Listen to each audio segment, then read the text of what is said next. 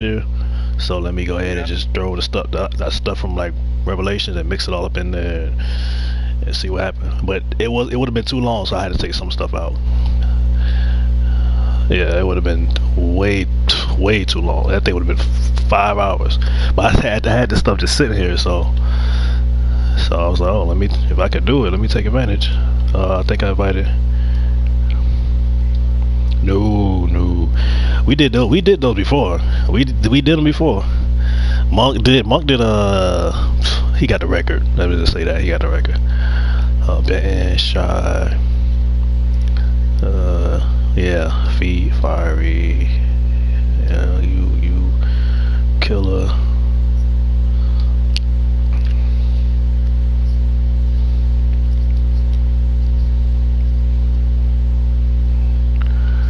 Yeah. Maybe I'm still with it. You.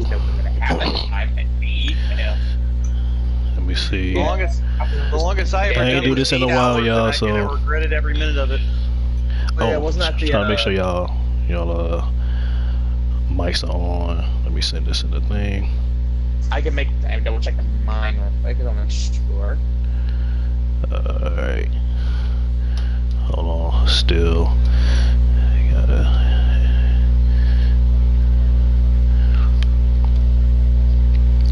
Yeah, still trying to figure this out. You. Whatever happened to Knox? I ain't seen Knox in a long time. I gotta go through my friends list. You. Alright, Elijah. I don't know who that is. Who this? Yeah, he did. He popped in the end when during it was the Model X Candyman stuff. He was like sacrifice, and then he showed up.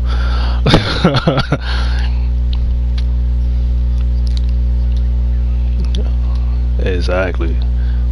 Sweet.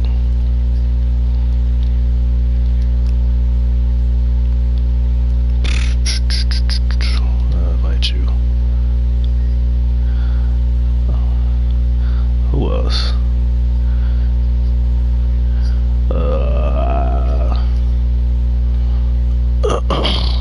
Might one more person. One more.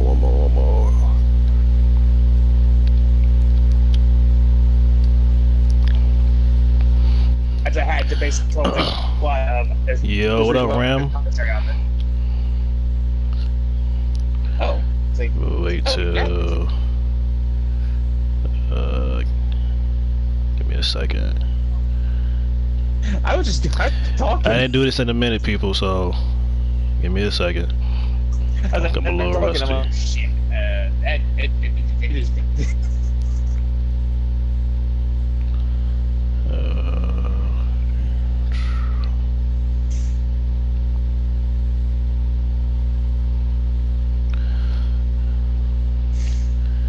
And put this in here.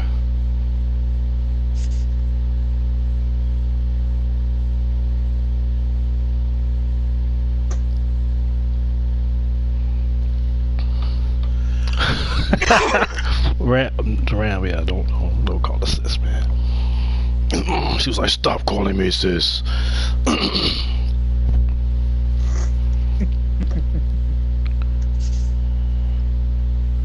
Let me send this to KK real quick. Send this to Ben. Send this to Mr. Snowman. Ken, what up? I don't know who Ken is, but what's up? Alright, give me a second.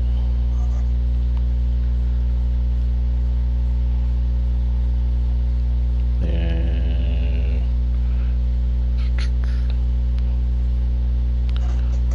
Man, how many people are mods on here? bro. It's an army of swords. Wait, Ken is a mod. So wait, Ken, who is Ken?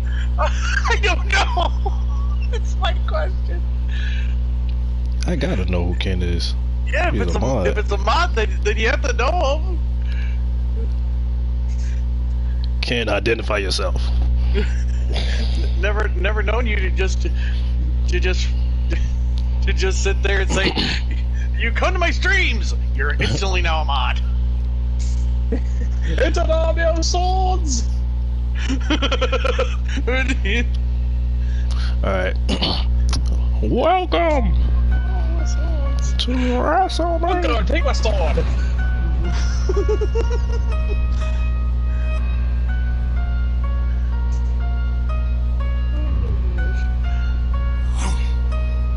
Hey, my walk is so cocky, the bouncers don't even stop me. Ain't no pat down, no ID. They know me, that shit I be. Bitch, I pack out the Chat be like this. just from fans trying to find me. I got Oh, I know. Oh, that's my boy. Oh, I know Ken.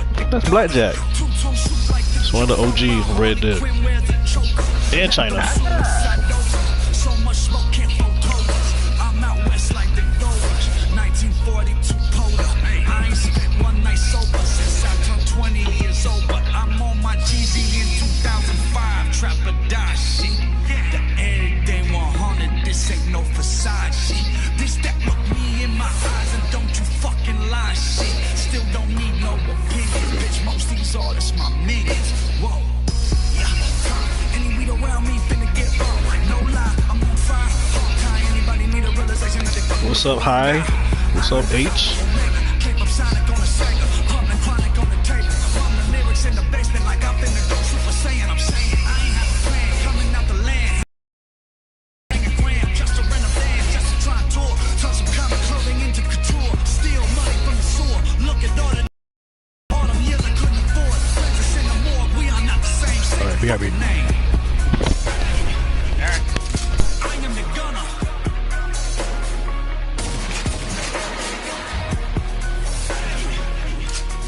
I am the gunner.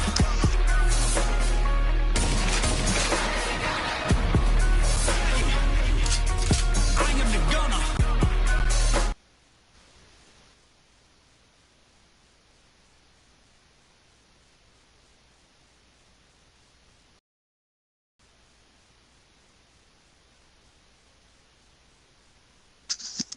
God damn it.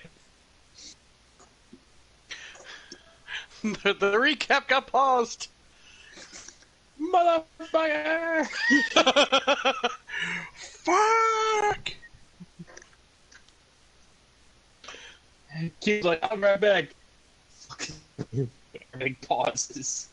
Uh-huh.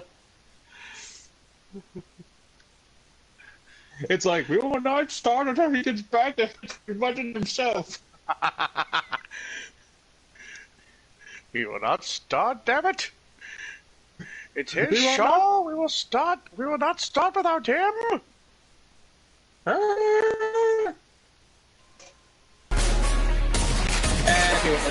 The top notifications. Why nobody told me it froze, bro?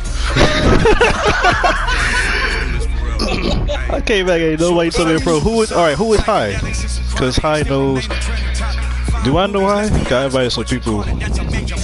Let me know if I know y'all. I was gonna say, bro, we couldn't really tell you. Yeah, I looked up my phone. I'm like, what's? I'm like, yo, what's going on? You were long ago. It froze on Riot. Riot was like, yo, oh, what's up, sweet? Hold on. That's so.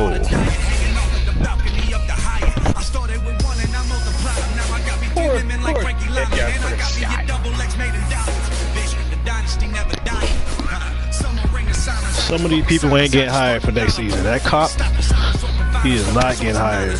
We hired. It ain't happening. Paloma didn't get a contract yet either. We gotta figure out what we gonna do with her. Cause I ain't trying to get banned. I mean, HLW, you get away with it though. You get away with the Palomas. They always hit me with a strike when I do it. I have to make sure I had to get the logos from y'all. Marco is rehired. City was supposed to be go corporate, but Rich Guy got sued, so Rich Guy is not coming back. Rich Guy got sued by the Mothers of America, so we back to square one. Cancel culture got him again. We're gonna go talk about that later. Cancel culture. Yeah, cancel culture. They always try to get rich guy. They get them every year. They get them every always year. manage to get them every year. How was Am not a moderator? Oh, you on the Am? You on the wrong account. Oh, look at this. It's a secret account.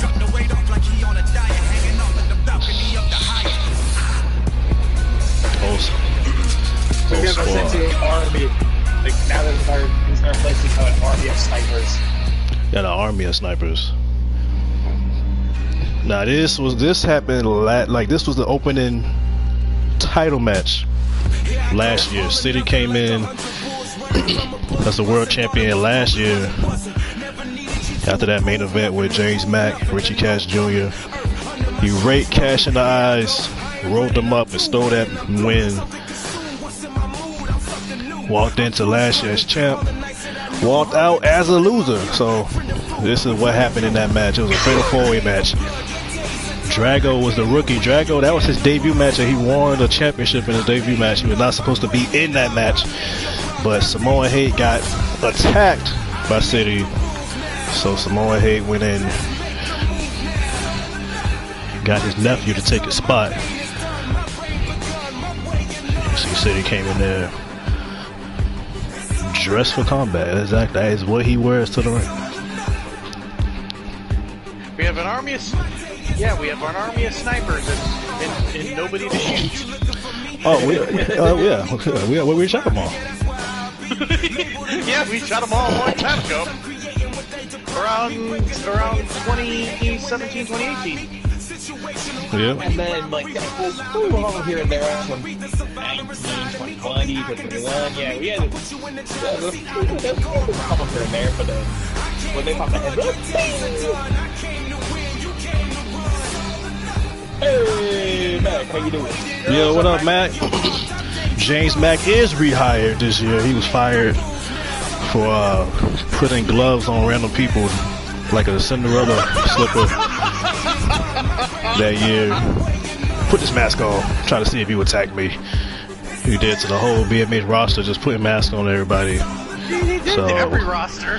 Yeah, he did every roster. So we had he did it during COVID too. Put the same mask on everybody during the COVID, so we had to get rid of him. So James Mack was gone, but we rehired him. COVID. Yeah, we hired his son and fired him before his debut, just to like piss off James Mack, just to punish him. Like, we're gonna hire Prince James Mack and fire him before he even get on the screen. And that's what happened. Drago became BMX champion. That was an upset because nobody had ever seen Drago before. He came in there and made history. He almost won Newcomer of the Year in BMH. You know, it came down to for the men, it came down to Drago, Ransom, Suge, and Ace Toretto. Ransom took it. Hey, come here. Come here. You want to say hi? Say what's up. Say what's up to everybody. Say hi. Hi. Hello. Say that bad word I taught you. Say it. I got you. Okay. What? Anyway, Kaiba Queen. Nah, you ain't gonna avoid that question. Kaiba Queen came into this year actually as an underdog. You can't eat this. Here, take that out. Take that out. Actually, as an underdog, she had never became world champ. This was the night Brooke went into the Hall of Fame. Brooke went into the Hall of Fame and was the champion. So Kaiba Queen walked into the Lions Den. That was not her house. Brooke was on her game. She got inducted that night. Her brother was there. Her husband was there. Queen was a workhorse. Earned that spot the hard way for years. But after she actually won this match, she became the face of that women's division for that whole year. She went in a dark, dangerous feud with Diana Faye. We're gonna show all that later. Okay. And you can see Brooke was on her game.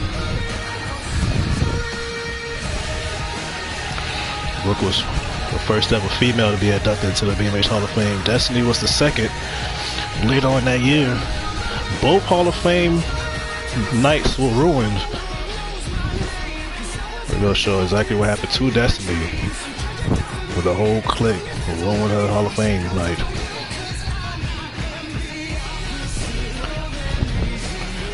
Kaiba stole it right there. 1, 2, 3. Ducked out the ring. She pinned the GOAT, Kaiba Queen, and became champion. Finally became champion. Did it the hard way. That title reign lasted only 2 seconds because, BAM!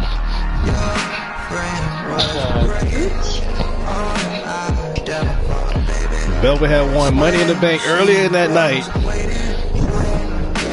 And this is when feet went off this opening night when Velvet to the whole audio. If y'all didn't see this live, when this happened live, the whole stream, the whole text board, everybody commentary, everybody. I just played it and was quiet. Everybody snapped, and this was the first time anybody seen Velvet.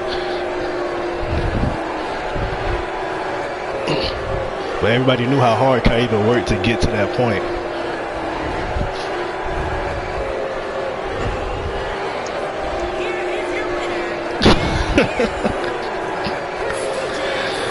Velvet actually won Newcomer of the Year for the women.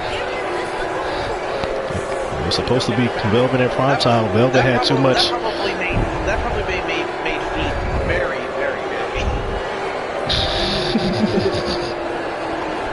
She was bathing in the booze. Pretty much. The booze Chat and to the the commentary booze. booth. The booze and the booze. And the alcohol. Oh yeah, we remember this.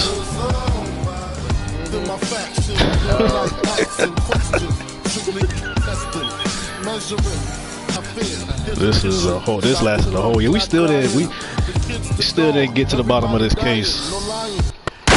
Some mafia groups do their dirty deeds behind the scenes. Some people live on camera. Call the police. The police still didn't get there. I want you to bet that this man fucking bought off the cops.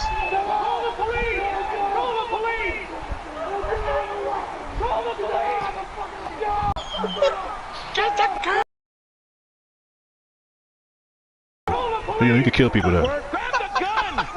I was saying freaking nightmare. The odds get the gun. Nobody got the gun too. We was trying. You can definitely do apparently a lot of things in Japan, and all of them are not good. Yeah. Kevin, grab the gun. Yeah, nobody got the gun yet. Grab the gun.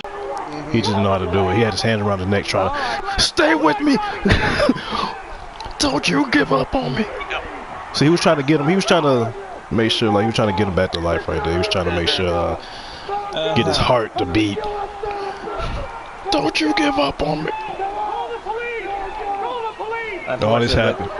His body gave a bone. All right.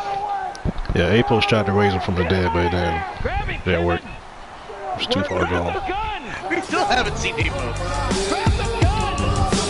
Perfect sense. Make perfect sense.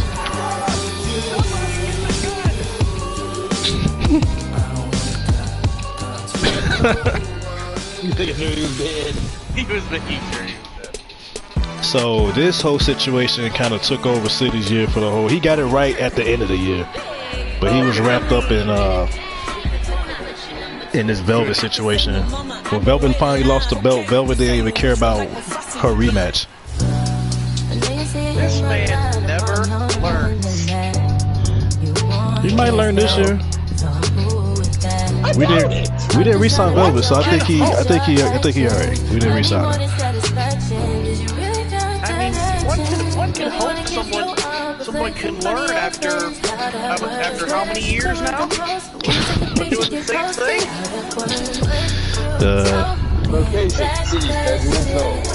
You know, the market he debuted in 09, so expecting a different result.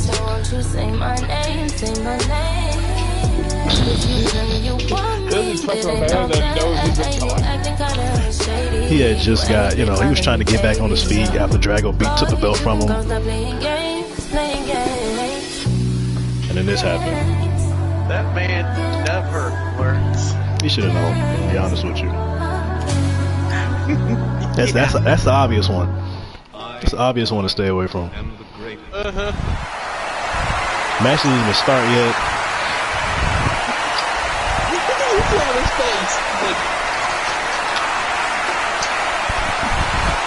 He was like,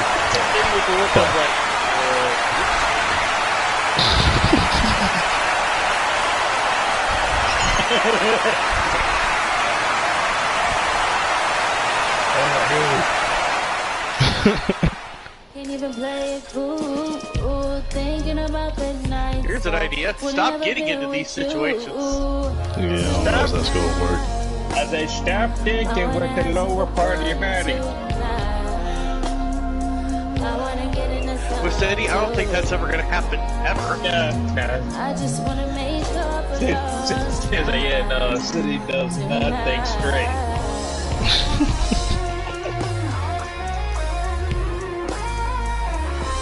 I don't think this was his fault. Can't be. Obviously, it was Velvet's fault. Nah, they both She broke into his house. She broke into his house. What up, Shade? This was a ladder match.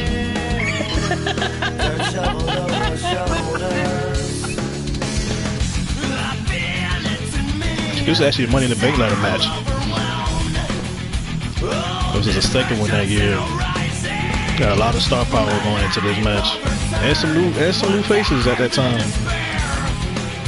It's like that player was a Bobby Peter guy. He still is. He just wears different shirts now. Oh, he's crazy. Technically, right now he's not back in the NBA yet because he still has business to do. Yeah, running the place. Yeah, it's called being the interim owner of the company. Yeah. I mean, he left on a high note.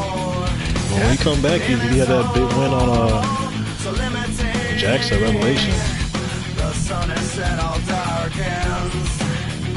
That's so funny. It's like he went in every other big event, but he can't get it started.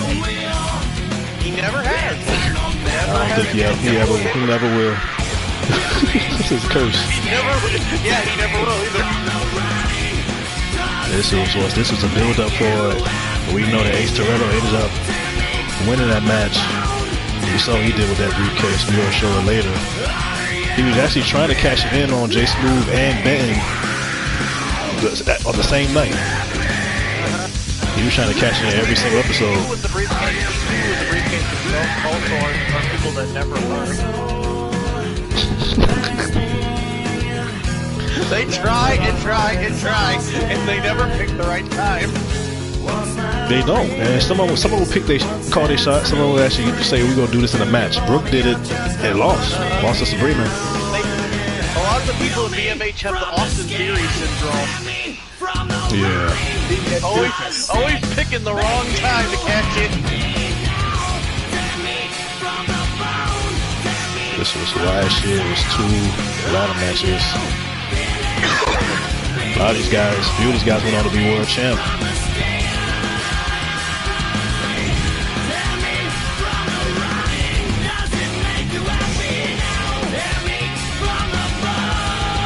I think that year B.o.D went to the Hall of Fame. Ace Toretto became champ. G.A.K. became champ.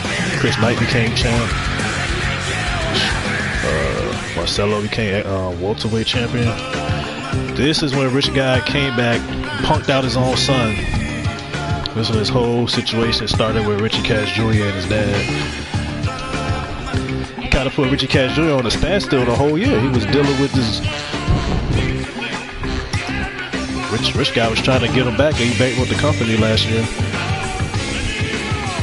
Richie Cash Jr. still has not found a different sweater. That's his favorite sweater, though. He's sleeping in it. That horrid ass sweater.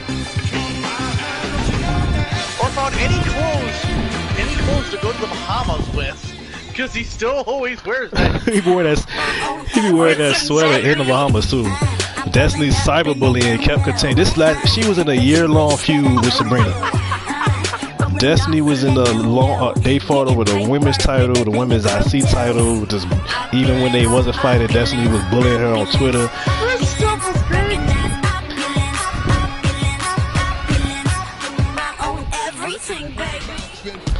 This is when Samoa Hayes was supposed to fight City in a cage match, and City called an old friend. Notorious B.I.G came back and attacked Samoa Hayes. So this was a cage match. The match didn't even start yet. City's supposed to be walking down the ramp. Yeah, he knew it was only going to be a matter of time for Biggie Walls. I remember when Biggie came back. I remember that episode. That was another one where everybody went crazy. Nobody had seen Biggie for like a whole year. Biggie got the same reaction that freaking Bray Wyatt did. Yeah, it was people like the live episode. Everybody was going. They don't play 2K. Everyone's like, yeah.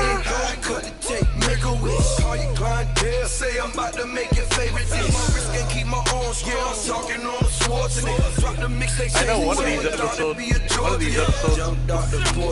Monk was on commentary and went freaking nuts.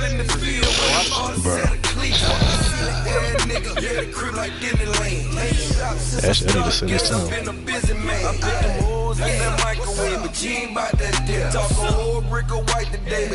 So, Biggie Walsh chokeslammed Samoa Hayes. Samoa Hayes went to the Hall of Fame and just still kept getting attacked by the Big E, City. They kept trying to keep him down. City took his time to get out here. Samoa Hayes was being a little stubborn, decided to still continue with the match.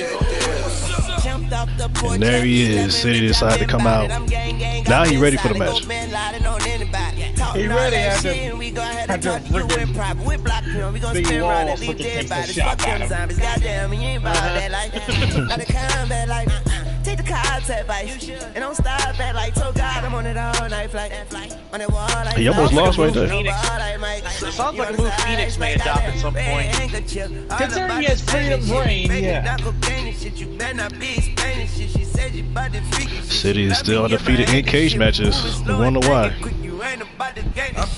All he's gotta do is get someone like Biggie Walls out of the ring, crap out of somebody, and then he can run away. And then climb, yeah, he climbed kind of fast, so. I'm surprised with these matches he's never won matches. One like Austin did at St. Valentine's Day Massacre. He's scared of heights though. You see he got up there he got stuck. Like, it's kind of high. I didn't know it was this high. I gotta get down. I don't wanna. Looks like your grandpa. You can put this singles match in no comment.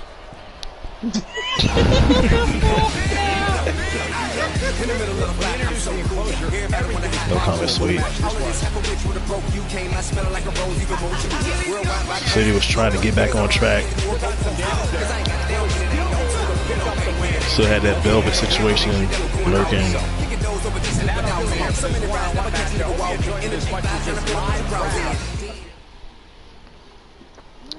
Speaking of Velvet, this is when she was champ. Brooke was still pissed off at Kaiva for ruining her night. Her big night. Brooke decided to go out there and beat up Velvet and Kaiva Queen. She was like, look, like, y'all not gonna do this without me. That's my belt. Yeah, Brooke's season was not the greatest. Yeah, she got chased out by a snake, by Mystique. She won Money in the Bank. Had a classic with Sabrina. Came up short, you know, she still got something to say about that. She's not on the card, but guarantee you she is going to be at opening night. Because Sabrina fighting Wendy. Brooke hate both of them.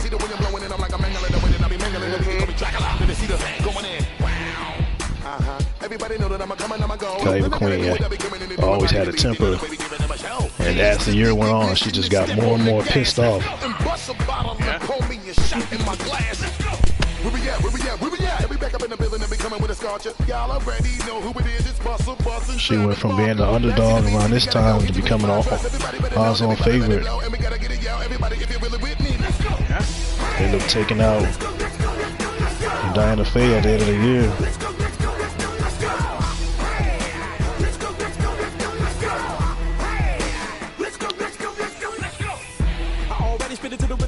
So now I gotta get a drummer song. Put the T up on the track, I'll be phenomenal. Cause when it come to having a hit, I'ma make another one. Blink 182 times. It was a past, a present, and a future, basically.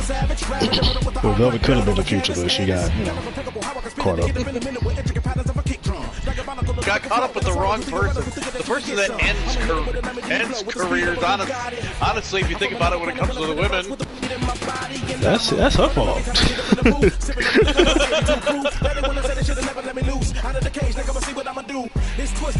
whenever you get with City, bam, most of the time it means danger.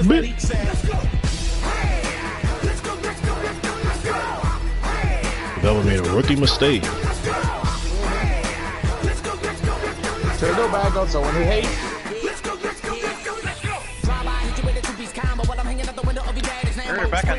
And the thing is, Brooke almost started getting hated because she saw these ladies coming in there. Brooke is a competitor. Brooke a wrestler. She's a competitor, performer. So every time those girls came in and they was getting more TV time, but they couldn't wrestle, she hated it. She went about it wrong. And this was in the Bahamas. We forgot about this. Pun and Biggie Walls were fighting in the Bahamas, and City attacked Richie. Nigga, why you got that sweater on in the Bahamas? It's hot. City blamed Richie Cash Jr. for losing his title, even though Richie Cash Jr. was not in the match. City still said it's somehow your fault, and took it serious too. These two will be fighting until the end of time. Yeah, first they were fighting because of the whole Mika situation when they met. Then they was fighting because of this. Before that Revelations 2, they main evented. Richie Cash Jr. won his first world title, beating City. City won his title at Revelations by beating Richie Cash Jr. Them two got a lot of history. And the City saga ended up continuing. This was during COVID. See, City stayed safe. He had a mask on the whole time. He stayed. Cause we had this policy. We was like, if everybody got COVID, then you can't catch it. So everybody that tested positive was able to come into the arena.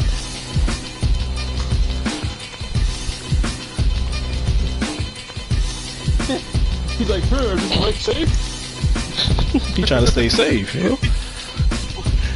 He's looking at the. He was like, Destiny, there was a time where I loved what your mouth could do, but talking was never one of them. So close that hole under your nose. Nobody cares that you lost to that Cabbage Patch Kid. I am the real victim here. I was screwed last week not by Samoans, but by some more niggas, and it's all Richie Cash Jr.'s fault.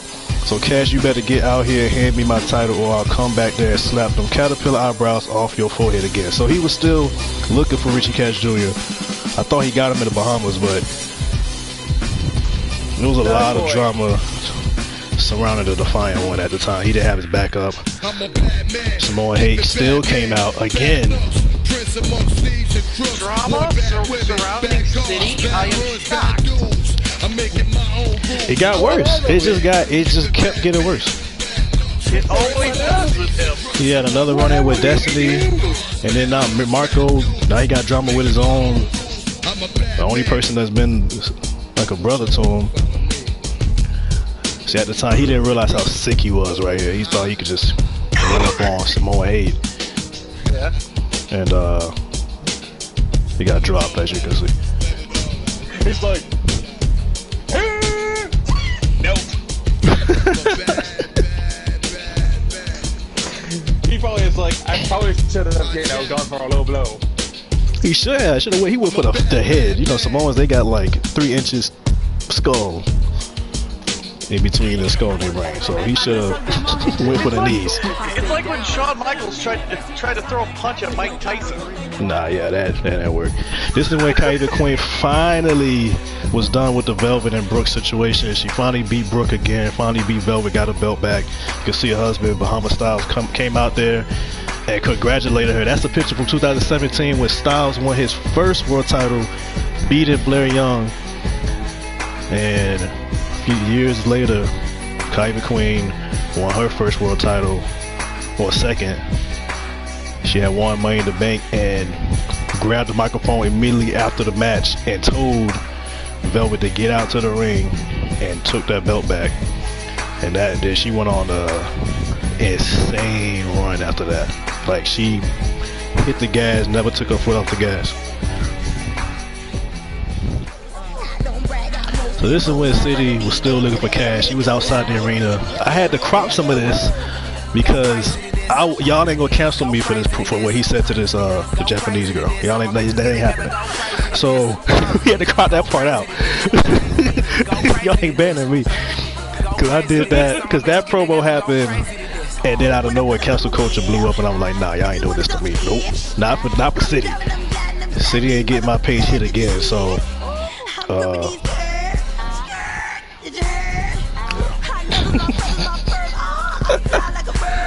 it would be the first time City got hit. He got a channel hit.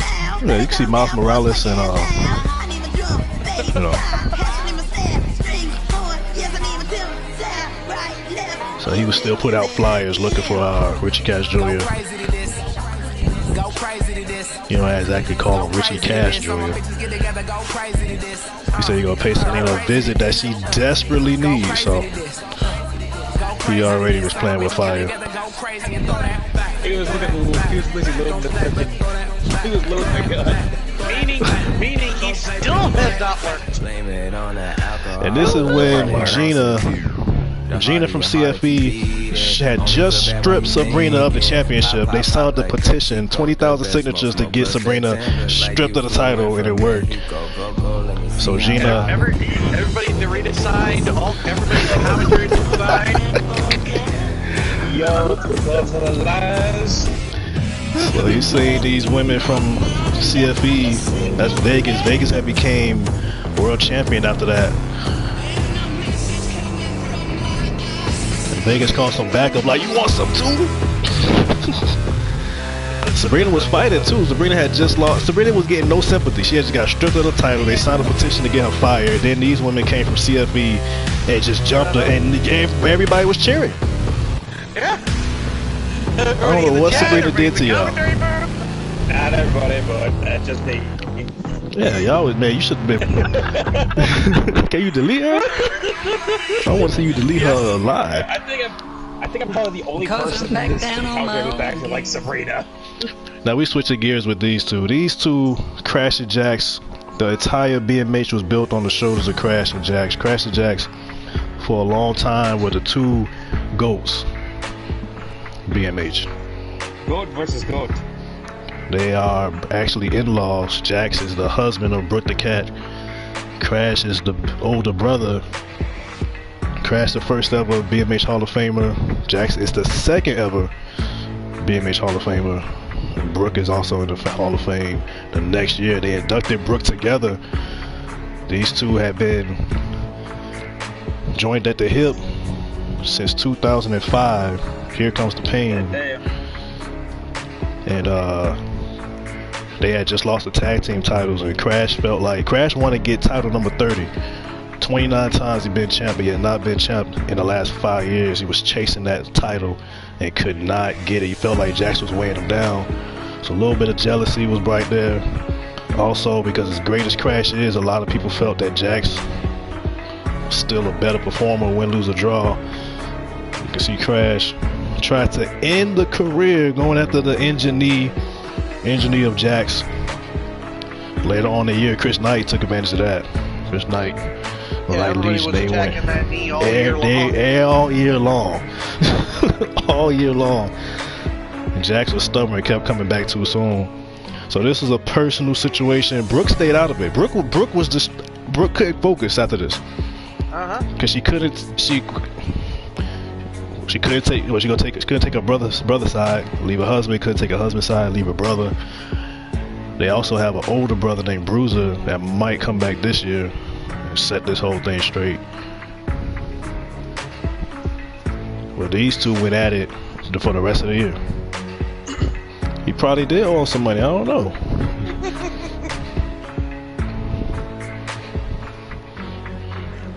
Well, if it is for over money, it certainly wouldn't be over money like City and Biggie Walls did it at one point over a freaking corner.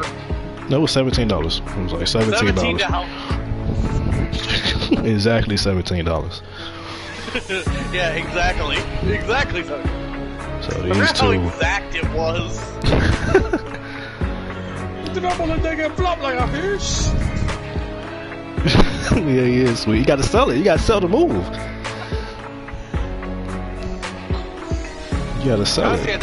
Honestly, I think that segment actually looked better in So Crash said for 17 years I've been the cornerstone of being made. 17 years I put 3 letters on my back and put this industry on the map. I am the most decorated competitor this company has ever seen. No, never known. 29 world titles, but back in 2005 something shifted. Jax came into the company, and now 15 years later, many say he's the greatest in-ring performer of all time, which is a bona fide lie. And we were saying the motives of Crash. He said Jax married into greatness when he married my sister. I went to the Hall of Fame. The next year he was inducted. He attached himself to my legacy and has given nothing in return. Jax is a legend. He's an icon. He's revolutionized an entire generation because of me. I stand alone as a true GOAT in this industry. Get this young bastard. He said, so I did Jax a favor by putting him down. I did my sister a favor by humbling her husband. I did my nephew and nieces a favor by making sure that their dad is home for good. But Jax is stubborn. He won't stay down, and I know it. So how about this, Jax? Let's see if you can still be the main event. Let's see if you can still stop the show at BMH Massacre, because in the Federation there ain't a bigger icon than MIA Crash. So he was laying it down. He wanted to take out Jax, and for good. He did the same thing to Mr. Showtime. He said the same thing to Mr. Showtime at Revelations. Anytime he feels like anybody's a bigger icon than him, it's something that's coming up. It's something that's catching up with him or already caught him. A lot of guys like Trapola, a few of them guys. And he said, Jax said, I had a lot of time to think and reflect on my career, reflect on the legacy I left, and I realized that I have nothing left to prove. And then you, Crash, mentioned my kids, saying that I married into greatness when I married your sister years ago. But the truth is, you're afraid. You're living off a reputation that you created 10 years ago. You went to the Hall of Fame and it was ruined. Then you lost your return. The next year I'm inducted and I win my return, and that eats you alive, eats you up. That many consider my career greater than yours, and then they mention your name, mine is automatically brought up. I may not have a lot left, but I got enough for you. You mentioned your nephew, but your nephew is my son with my last name, and sometimes you have to show your son that you have to fight to be a man. So at BMH Massacre, I'm going to give you a show that you've never seen. Why? Because I can. So Jax accepted the match, and you can see some of the old pics of these two over the years, like brothers. But who was better? These two had a few matches. Actually, they had a 3 Stages of Hell match. But that BMH Massacre match was a straight street fight. Jax went into that match not 100%. He don't go in no matches 100%. He don't just take all the time he need to heal up. He just come back. Especially nowadays. Yeah. It's like, here, let me just pop right in this match real quick and then see what happens. Dude, I could do a few super kicks. You know, like, once I super kick you, you gonna be dead. You'll be out for 3 seconds. Let me know one more super kick in the chamber real quick. Yeah, Crash eating them super kicks in this match. Both of these guys. This was last year around Halloween, and then they fought on Halloween night. Actually, this put Crash on a crazy run, and Jax, because Jax went on to win the world title later. We'll see what Crash got in store this year, because he got one of his students that is signed to BMH this year. You know, technically, this would have been shown a lot earlier in the year, but you know, we got, you know, a certain game happens. Yeah, gotta get some of that stuff out of the way. Yeah, a certain game that may or may not be still broken. Man, it's still this update messed up some of my. I gotta go fix the tattoos. Kamara said the same thing. He got like 3 or 4 cars he got to fix because of their tattoos. He hit me up today about it. Yeah. Since you mentioned it, I know right after I finish all my cars, I'm gonna have to do this. I'm gonna have to do this freaking same thing. Yeah, man, I gotta do it. Go through all the cars that have goes below the invisible line and yep. Freaking bam. He was catching them with super kicks. There are 3 of them to the jaw. Crash the main 2 that are suffering from it is Cheryl Shipwreck and Ashley Knight. Yeah, mine is Primetime, Armani, and this other call, the new call that's in the thrillers. Anybody got tattoos below the belly button, there's always an issue. Jax was kicking Crash, like Crash just kept getting up. They both, you can see Crash's face, you can't really even see his face, but that was a fight. And I do remember with that coffin in the background, I was bringing up the Halloween Havoc match between DDP and Grady Savage. The thing about these two, it's a whole new generation coming in, but these 2 was like, we still gonna show that they competing like they still in their prime. Yeah. Jax is still incredible, and so is Crash. 2 different styles. Crash ended up coming out on top in that match, but that was not the end of it. Crash thought it was over. He thought it was over. He went on to fight Chris Knight. Chris Knight actually got in the middle of this. He always in somebody's business. But he got in the middle of this situation. And it ended up because Crash was chasing that title. It would have been worse if Chris was in his youth. Trust me. Yeah. Chris had absolutely no filter in when he was a rookie. Now this match right here, it was a Sophia Garcia versus Diana Faye. It says the concrete match was created by BMH legend Tony Dungeon, where 2 competitors are surrounded by concrete and stone. Now you can see the old pictures of Mr. Tony Dungeon. I don't know, he just wanted to fight on a slab of cement for some reason.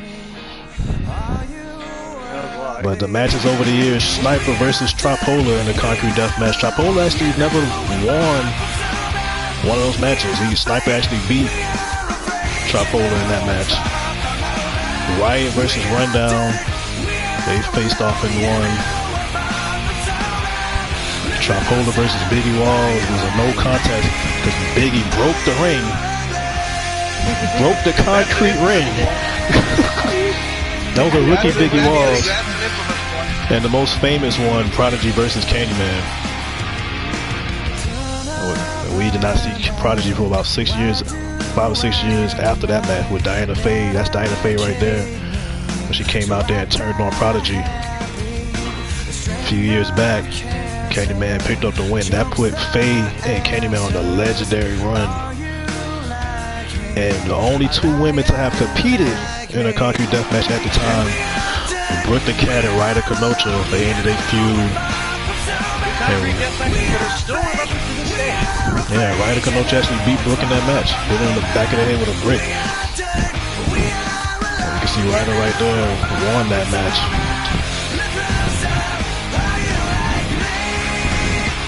Shout out to HC, to Jack, Slotlander. And Dirty Diana is going to face Sophia Garcia. Those 2 used to be friends. A lot of that situation with Candyman and Prodigy spilled over into this situation with those 2. And it was only fitting that those 2 go into that match.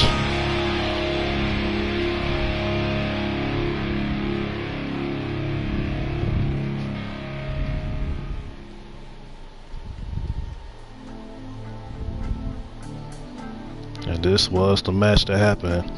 We're gonna do another one this year because Skull Mountain we do one every single year. So Skull Mountain is gonna be we gonna do Skull Mountain for Halloween. So after this pay-per-view, the first pay-per-view, because I'm doing it, the first opening night is Thursday. So this all happened last year. So opening it's gonna be Homecoming, BMH Homecoming. The next pay-per-view is gonna be BMH Skull Mountain, and we will do one. We'll do a concrete death match for Halloween. Faye went into this match with a fractured wrist. Not Faye, Sophia. You can see she had it wrapped up. A lot of people forget that Faye attacked Sophia, tried to break her arm with a chair. Yeah, she had a broken hand for a while there. Yeah, on opening night. Opening night last year. She thought that was it. And these two women, as good as anybody.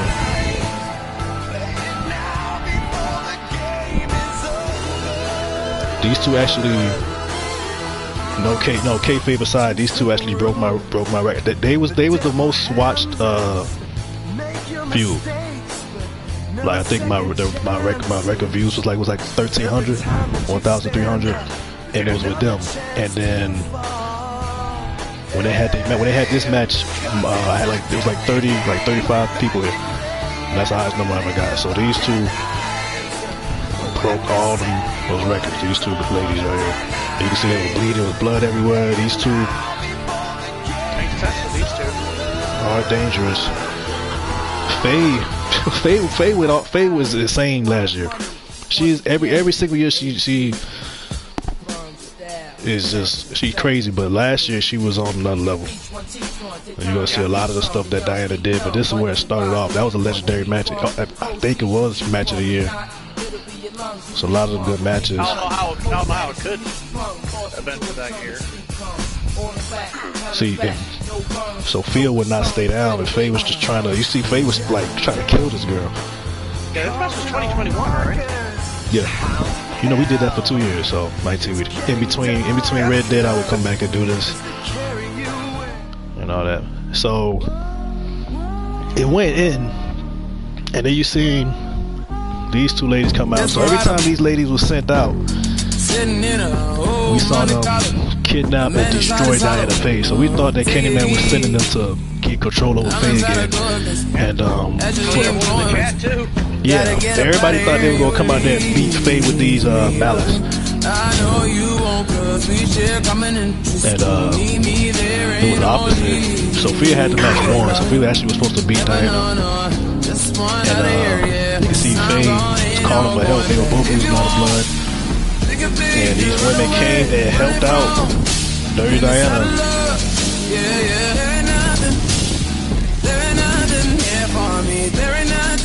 All of this was legal. The match was still going. All of this is legal in the match. The referee, the only job he has is to count to 3. You know. So Faye was just basically this was the end of that feud. Sophia was gone for like 6 months after this.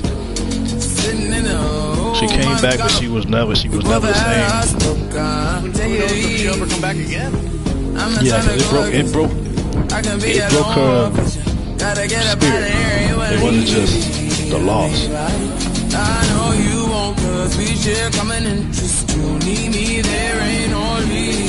And remember this match, they have been going at it for about 4 years at this point. Like for years. 4 years. Shout out to Jack. Sophia is Jack Slylander. Sophia Garcia.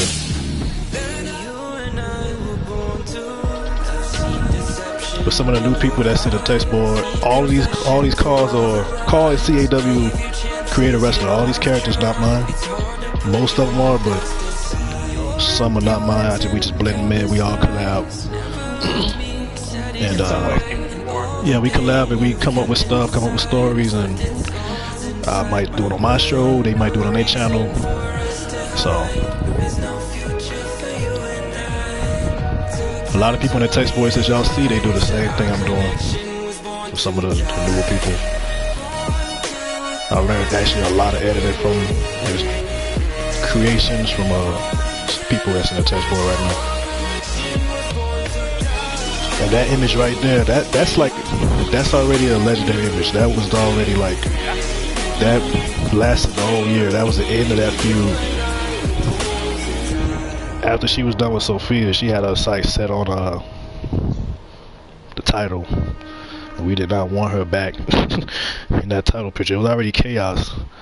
We need more chaos after that. So this is, we going back, this is when Drago was BMX champion. Drago was going on a crazy run, and he was going to go title for title against the best, Blair Young. We doing Kyle Young versus Blair Young this year, by the way. We gonna go ahead and that's gonna happen. Oh yeah, we gonna figure that shit out. Yeah, it's definitely gonna happen. But it was supposed to be title for title, Blair Young versus Drago and J Smooth, Jay Benton. At the time, I think they had just lost the tag titles that night. I believe so.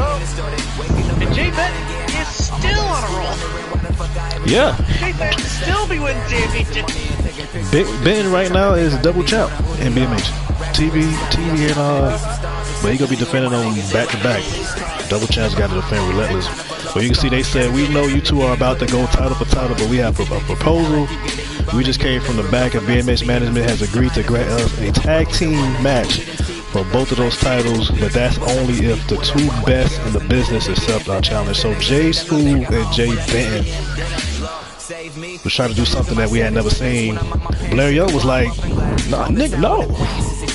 Drago, being a hothead, not thinking, said ring the bell. I remember Rick was like, Blair Young didn't accept. I do remember that. He's like, he didn't accept it. Niggas in Paris. Referee rang that bell. So, yeah, Blair Young still like, what's going on? So Jay Smooth and Jay, and both of those titles. Jay Benton was still the CPW Global Champion. Yeah. He currently is not now. He's getting his rematch at Collision Course after he did a Road to Glory after he just lost it. After he just lost to Max. Hopefully Max but Jay Benton, that man is on a Hall of Fame run right now. Coco, you here? Coco hit me up on IG. Coco, I know you here, but she said she don't know how to even write on here. But thank you for watching, Coco. She's trying to figure it out. I don't know what I'm doing. Blair Young was on a roll. You know, he was straight. He was, he thought he had it, and then he got caught with a brain buster. The thing is, Jay Smooth and Benton they work good as a team. And the thing is, people don't realize Smooth is a veteran. Smooth been around since 2014, and he had he was the most decorated superstar, period, that had never won a world title at this point.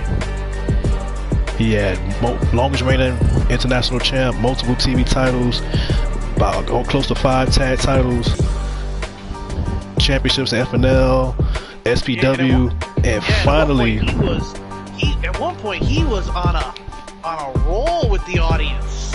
He was on a roll, even on the loser streak.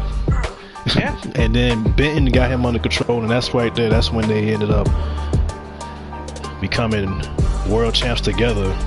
Yeah, because I do remember Jay Smooth getting caught up in the whole click stuff. Yeah, Smooth was trying to get at Bella Rose and Kim Shady and Destiny, and the Sierra Miller thing didn't do him no good. But as soon as he got his head straight, his talent started to shine. But it still wasn't enough. We saw with Jay Smooth, he flipped a switch later on. It's crazy because he got history with Drago for a long time. This was Pun's debut. Richie Cash Jr. brought in Pun to deal with that Biggie Wall situation, and they fought at Skull Mountain in the Steel Asylum match. Steel Asylum match is a cage match, but the ring is still. We try to kill. You know what I'm saying? We try to kill our employees here. So. And I'm wondering why I signed up to work here.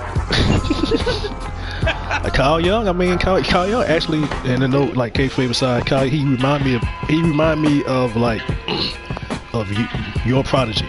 Like Prodigy is like my Kyle Young. When I look at Kyle Young, I think about it. He remind me of Prodigy.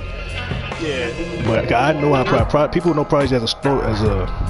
This whole thing with Candyman. I know this fuse has been there with Jerome and A-Post and City and Crack Eater and Tripoli been in there with a lot of people, but people defining him by this thing was Candyman. But in the ring, he's underrated technical wrestler. But you can't technically wrestle A-Post and Candyman. You can't, The Kyle Young character to me is, I always looked at him as a babyface version of Chris Knight. Yeah, I mean, that's kind of why we had those two clashing against each other at Starrcade. Yeah, he's different. On multiple occasions, tag match and singles matches aside. Yeah, he's different. He every match is crazy that he did. But this match, these two, see, this was the first time we saw, well, not the first time, but Biggie was in a fight. He actually lost this match. Pun won this match he couldn't pin Biggie, so he threw him through the cage. They had to stop the match. They actually had another match later on in the years. We haven't really show it, but they broke the whole ring. They did a superplex off the top rope. The ring collapsed. City was supposed to defend his title against Candyman, and Biggie broke the ring, the match earlier in the night, so we couldn't. We had to cancel the show. So he was like, I ain't fighting him. And Pun went on the run too. Pun ended up becoming TV champ that year. Yeah. And Funny we back. thing is, a lot of people thought when Pun was going to fight Big E Walls, hasn't been that long. I remember a lot of people to get their hands on each other. Yeah. This situation happened. City thought he was in the clear. This was that power struggle. City was fighting Barracuda. Barracuda had his debut match in Submissionist, and you can see Beverly did not forget what happened with Velvet. So the bell already rung. City looking at the Titantron like, please somebody get this girl off the screen. So we didn't believe none of this. She was saying she happy that they had a chance to talk. And anyway, she went and got a little tattoo. This is not even my call, and I still tattooed her. I told KC, I don't know KC is, but I told KC, I'm like, look, I'm gonna just tap my call's name on your call. And I told her after I did it though, after it aired. So. She ain't even care. She was like, alright, whatever. She was like, I hope you like it. City was pissed off like this. Somebody get this girl off the screen. I got a match. Yeah, right there. See, he was not paying attention. The bill already had run. Barracuda locked him in a submission. The match had just started, and City was forced to tap out. So, and everybody was mad because power struggle was one owner versus the other owner. So Rich Guy was pissed. The Rich Guy was like, I brought you in to represent me. Now my team is down one because because you couldn't keep it in your pants. He couldn't keep it with the man above his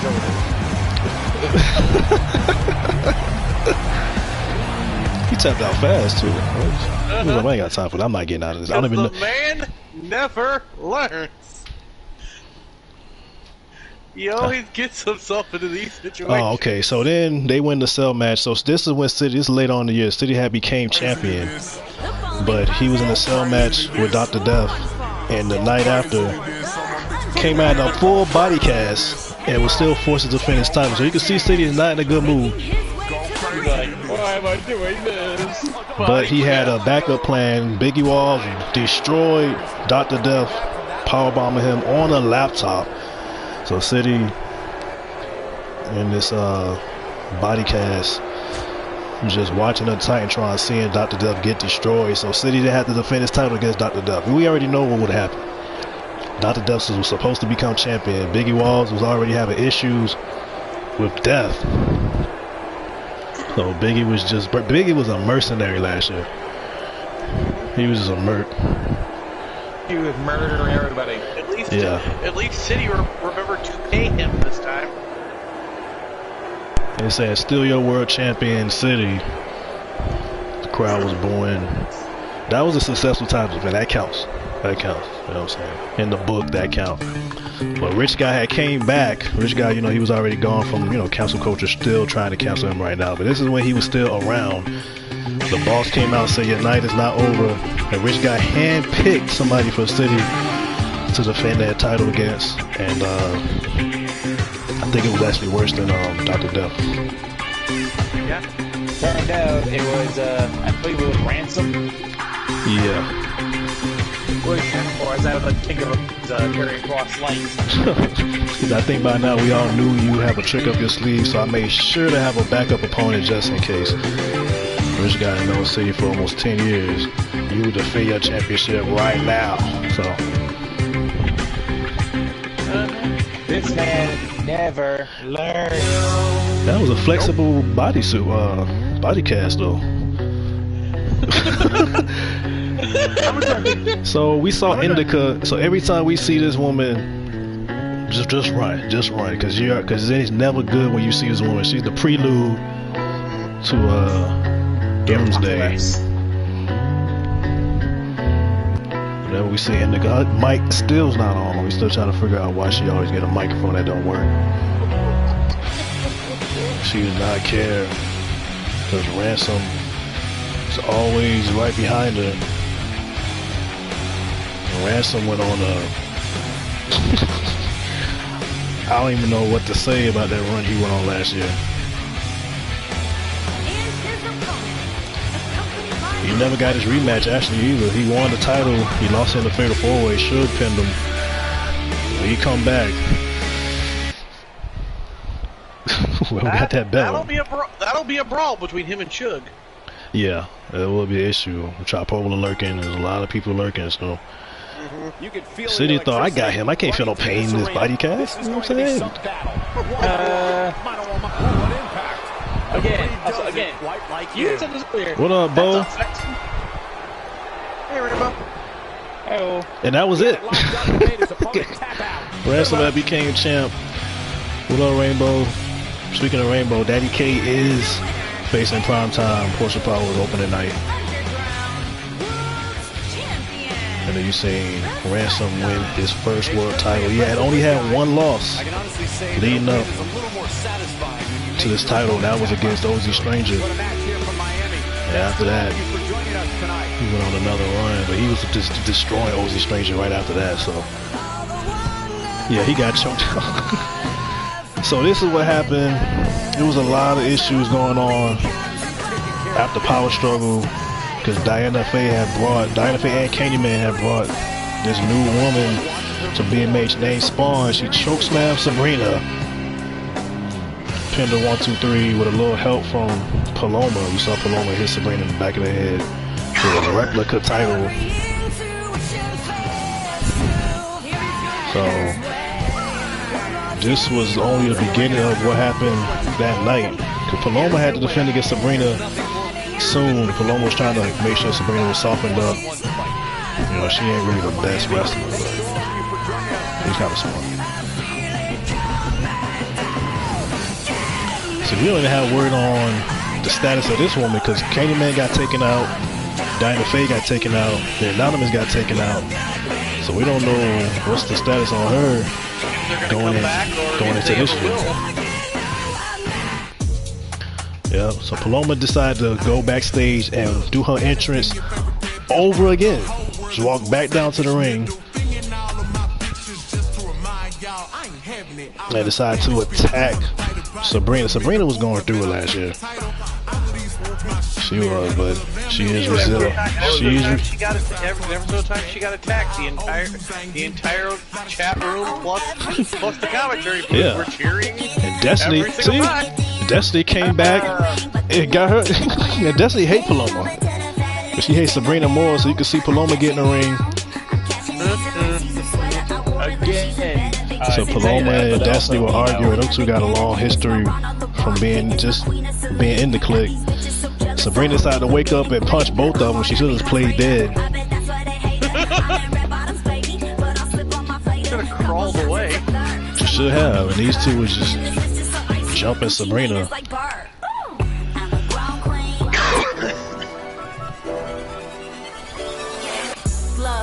And Velvet popping up again, so Velvet came out. She was already poking at Destiny. Velvet had been going at everybody that was on City's list for no reason. I don't know why. Destiny was not having any of that. So this was all after the match. It was just chaos. The women were just brawling around the ring. Security came out. It wasn't enough security. Sabrina. You could have a battle royal with all the women. And Paloma was still stopping Sabrina. She didn't care. Yeah. But you could have a royal rumble with all of them. I don't know. I think Angel Fire kind of bam. Oh, and I forgot about this. And Brooke came out with the briefcase and hit Paloma with it. Brooke did try to cash in on Paloma. So Brooke attempted to cash in on Paloma, and she was definitely gonna do it. And then Diana Faye. Oh, irony. We knew Diana Faye was lurking. She was going to insert herself into the title picture, and she went straight after Brooke the Cat.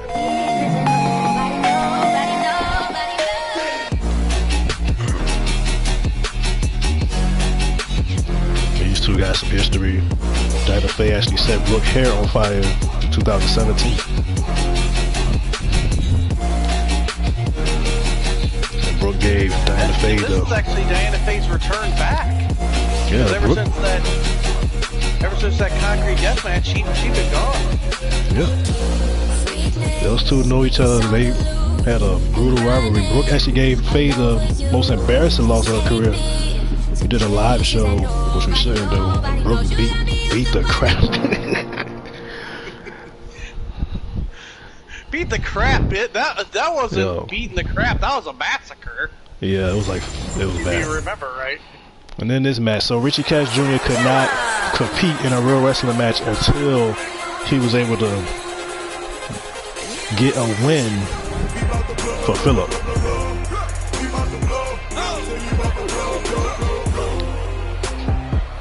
Guys, and I don't think I've ever seen these four superstars more. But he had a chance because you got City and Mike Carter. We already know the issue between those two. Shout out to Snow. Yeah, Ray, but where's Snow? So Snow been hitting him up.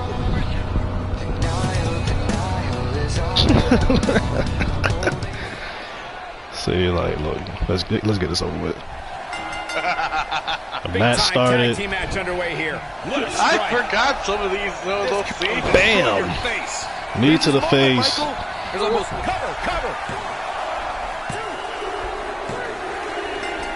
And that was it. He didn't even tag in Carter. Appreciate that, Fiery. Fiery, you don't like Sabrina? I thought you liked blondes, bro. Fiery, wait a minute. I thought Selena Alyssa Knox was the greatest creation. She was like, look, we got this. We won. What a match here from Miami. Thanks to all of you for joining us tonight. They finally put that feud behind them. When they tried to do it. I don't know how. If they're all City with Mike Carter through. Yeah, he bullied us. Mike Carter got it bad coming into BMH. He got it the worst out of everybody, to be honest. That just became a running joke at some point. Yeah, they abused him.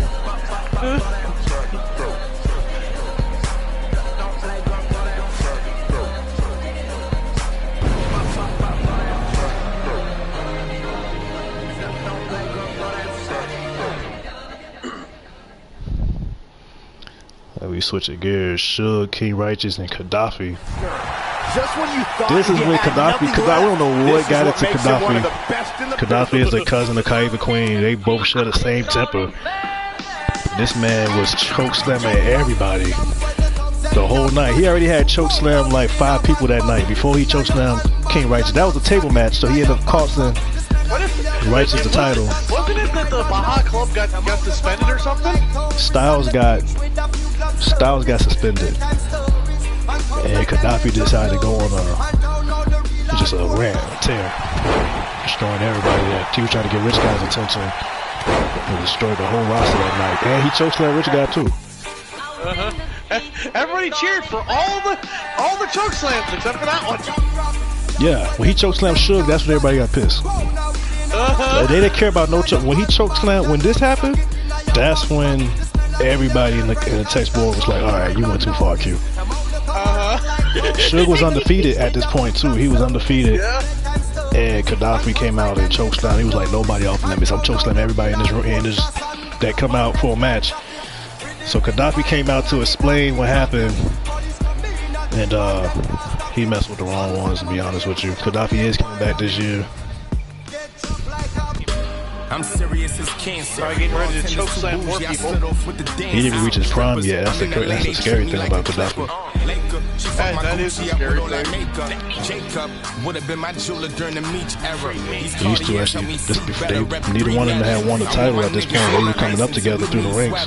My whole gang gon' flip your wife here if she let us. These diamonds on me, I got carrots, I need letters. I'm sending pictures, I write my niggas, they need letters. You a op or a fan, these hands help me sleep better. They wonder why I'm always in LA, cause Cali we better stand it. I don't jack, son, I really had a thing for Janet. Talking all that tough shit, come around, them niggas. Yeah, he used to.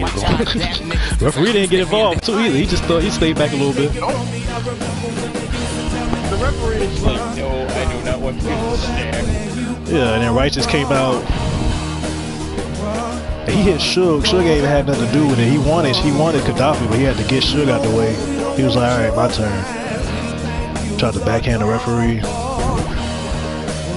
No, Gaddafi actually deserved this. He was he's the one that was running around chokeslamming everybody. So yeah, cost him the hardcore championship. Yeah, he cost both of them. He cost Suge the TV title. He cost Gaddafi the hardcore title. Gaddafi was that not Gaddafi. King Righteous. Cause King Righteous was actually the hardcore champ. Suge was competing for the TV title, but Righteous was the champ. He cost him a match by putting him through a table. So Righteous decided to put him through a table. Righteous has had tunnel vision. He forgot about Suge. Damn. Never forget about the other person in the ring.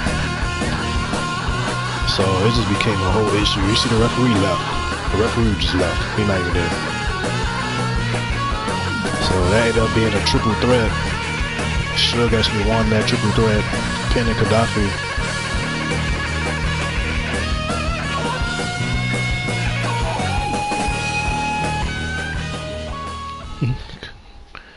Because she lost every match to Sabrina. I think that was the end of that. Yeah, that was the end of that part. Can't blame Sabrina. Sabrina got to defend herself, man. The whole roster was trying to gang up on her. Sabrina did not deserve to get here. Here is your winner, Bruce Boy. This is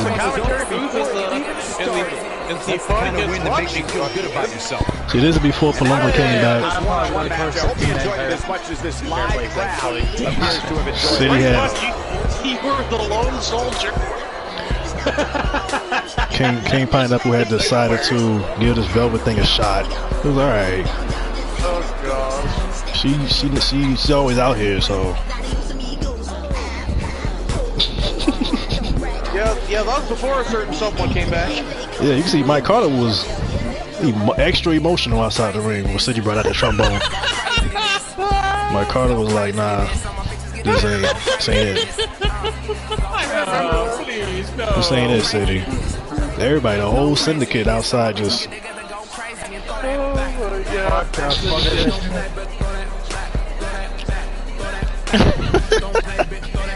Yeah, the syndicate that didn't work out for for Mike Carter that much. It did a little bit, and then it just started right around. This is when it crashed. But then after a while. Yeah, none of their contracts got renewed. It was just, it was like, nah. Y'all need get some little therapy. So this was when City won Money in the Bank. He thought his luck was finally, you know, coming up a bit, and then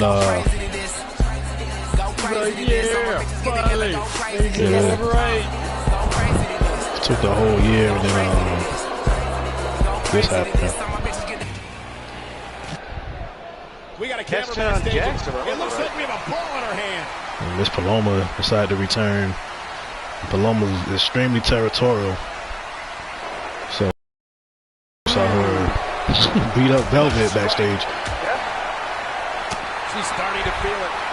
We've certainly seen her withstand worse in the past, though. Yeah, see, City in the ring yet again. It's just like, well, of course, there. Fuck. It's just like, well. He was asking Angel Fire, he was like, how you keeping the check? Like, this never happened on HOW. Cause they about to kill me, you know what I'm saying? I'm about to lose my whole life. Angel Fire got 3 times as many and never have a problem. Never have an issue, not one issue. High volume. Not one, but City has more issues than anyone alive. And Miss Paloma came back. She can't wrestle, but she got some fire in that right hand. You put your guard down, she will knock you out. She was walking out the City, like, we need to have a little public conversation, and the City was like, oh, nah. He was walking down that ramp. Yeah, you can see he ran through the crowd, and he was gone for about 2 months.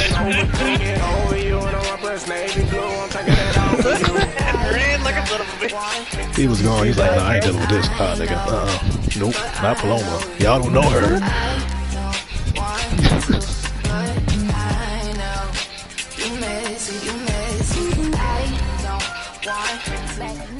That bitch was like, fuck this shit, I'm out. So then they finally had a match. This was at Do or Die. And this was a big night for them. So basically, we found out that maybe it was a setup. So right now the clique was almost in shambles. Marco was stuck in Puerto Rico.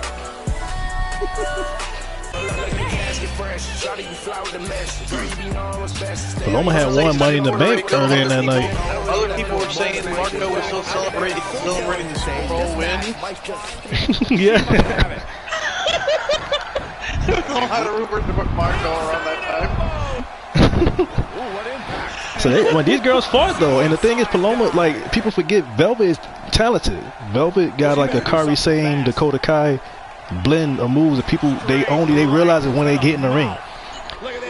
Because they focus on her antics and all the stuff she does, and when she get in the ring, bam, she's doing stuff like this. I know this is the one match people were wondering what the hell was going to happen and whether or not this match was going to be a train wreck.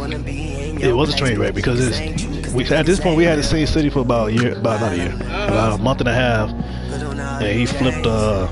He did the Velvet on Velvet. Pineapple. Frickin' hell. I remember when this happened live. I think I was there and I started busting out laughing. I had to pause the stream. I had to pause because everybody was laughing. Like I couldn't even go into the next match. I remember you was paused for a good 5 minutes. I had to keep pausing and keep going back because nobody. So she was paying attention and bam! Paloma, that right hand. We told her she will knock you out if you're not paying attention. And Paloma beat Velvet. It was a whole setup. I mean, look, City got drama, but at least like. You know, Marco wife been pregnant for 16 months, so at least it ain't like that. City ain't got a wife that's carrying a baby for like 2 years, like Marco. I think she's still pregnant. She's been pregnant since 2016. Still with the same baby. The same baby. Heaven forbid. Marco has issues. The entire clique has issues.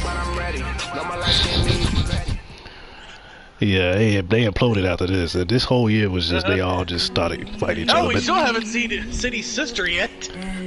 No, we can't bring Shady back. We cannot bring her back. That's a new. This is when Candyman returned to BMH. He was sort of fighting Model X, and we don't know why he decided to target Model on that debut album. We still waiting on it for that. We still waiting on it. Candyman, the Chief, Puppet Master, the Wanderers returned to BMH. Model was on.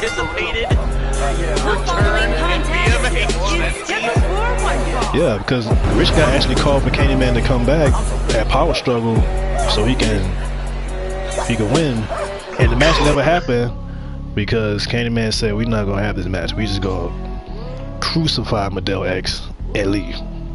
It was a sacrifice him, and that's gonna be it. And he came out there and just destroyed him. The bell didn't ring. Candyman didn't even lay a finger on him. And Anonymous came out and destroyed Model X. We don't know why he targeted X, but we know the transformation that happened later on with Model. Model had to go to a dark place after. Hopefully Model is out of that dark place now. I don't know, because he went at A-Post. Model got beat. This was not a match.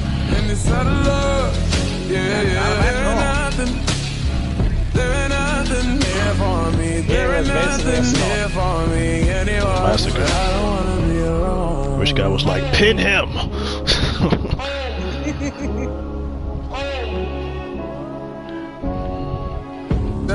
We thought that was it, and then it just kept going. We know Anonymous 2 was hot in that bloody vest. Yeah, probably around the time that happened, yeah. We have not seen them. Anonymous, they were taken out in the Bahamas. Actually by Gaddafi and Style. They lost that match in the Bahamas. Candyman couldn't really get anything under control. They were stuck in that situation with Prodigy returned. This is when he came back. The ghost of his past.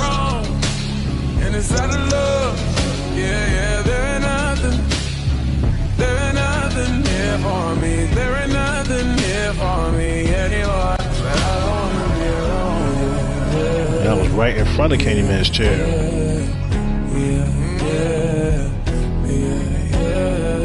We saw exactly what happened to Model's skin after going through the flames.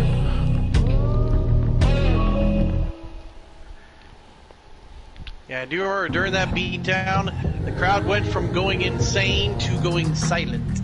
Yeah, everybody went silent. So this was that next night. Next night, Candyman came out. He was gonna break his silence and say what his motives were, why he was back, why he attacked Model X, and even comments on some Dinah Faye plans, what his thoughts were, what she was dealing with. But Model X still had some fight in him.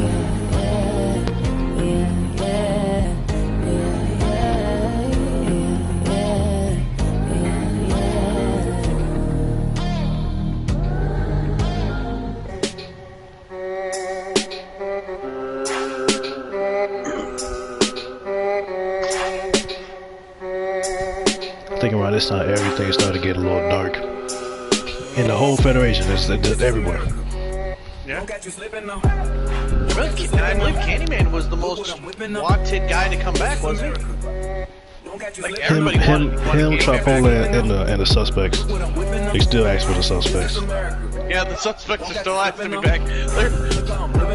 Are they still in jail? They probably should be out now. I gotta go call. I gotta call Jeremy. So you can see Medell X. You can see he obviously it was not 100%. Not at that point. But he was. One hell of a weapon, though. Yeah, he was driven by rage. You could see him coming out there. He got put through a table, so he was gonna put Candyman through a table, and it just didn't work. Nope. Candyman does not move alone. Anonymous won. Choke slammed Medell through the table, and they was not done with him after that. They actually carried him away, and this led to the Still Asylum match. The infamous anonymous move. Carrying people away. Yeah, we saw them kidnap Diana Fave, Prodigy, and then X. Left Eye.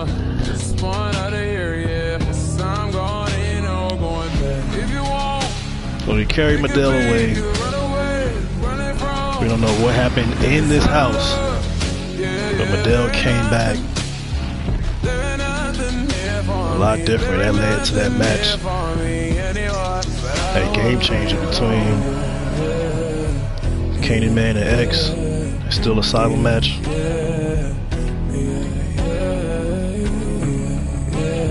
Yeah, you're right. Nightmare created something he couldn't control.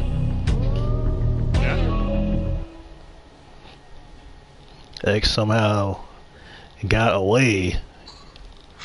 We end up having this match. I have no clue. Between the two. And it was a different Medell. Candyman could not call the Anonymous because he was going to be locked in that cage. Nobody could get in or out. Candyman had already competed in 2 of these matches in the past. He beat Left Eye and he beat Prodigy. And it's still a solid match. This is his 3rd.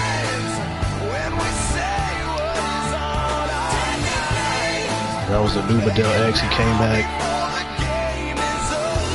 tapped into something that he had to go at Candyman.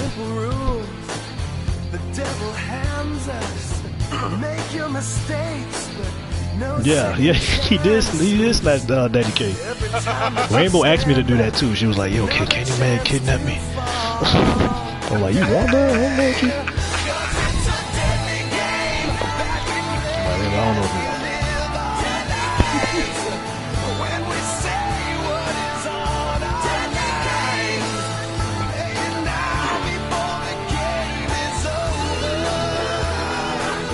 that was a brutal match too. Yeah, it was. Actually, we was around 3. that time, no one knew what was going to happen. If Candyman was going to get control of Medell X or what, no one knew what was going to happen. Yeah, X was an animal in that match. My biggest surprise was you being able to get the Game Changer logos up without getting banned. I'm still banned on 17. The referee was taking his time. Like, open the cage. And that's what happened. Threw Candyman through the cell door.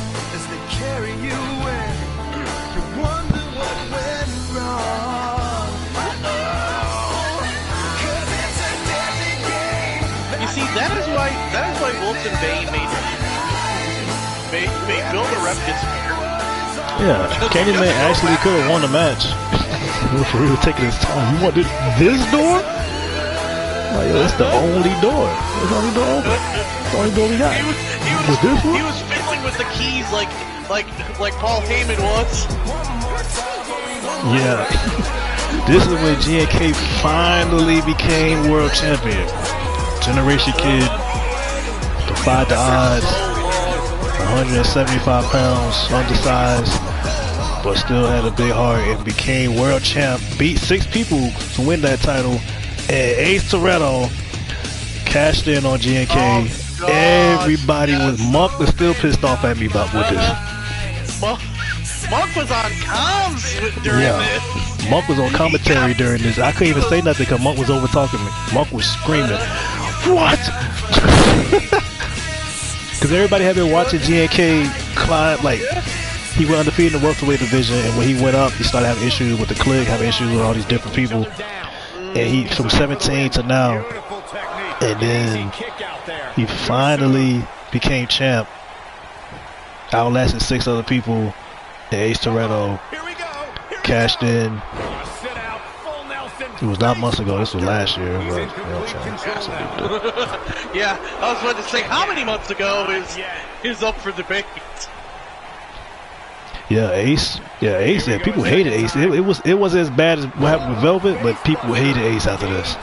Yeah, Ace got so much heat.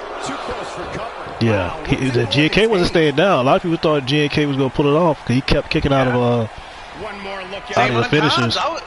I was thinking, is Ace gonna lose here? I was wondering. Yeah, it did. Yeah, he caught a lot of heat. I remember I would show the replay the next week. They were like, "Stop showing this replay."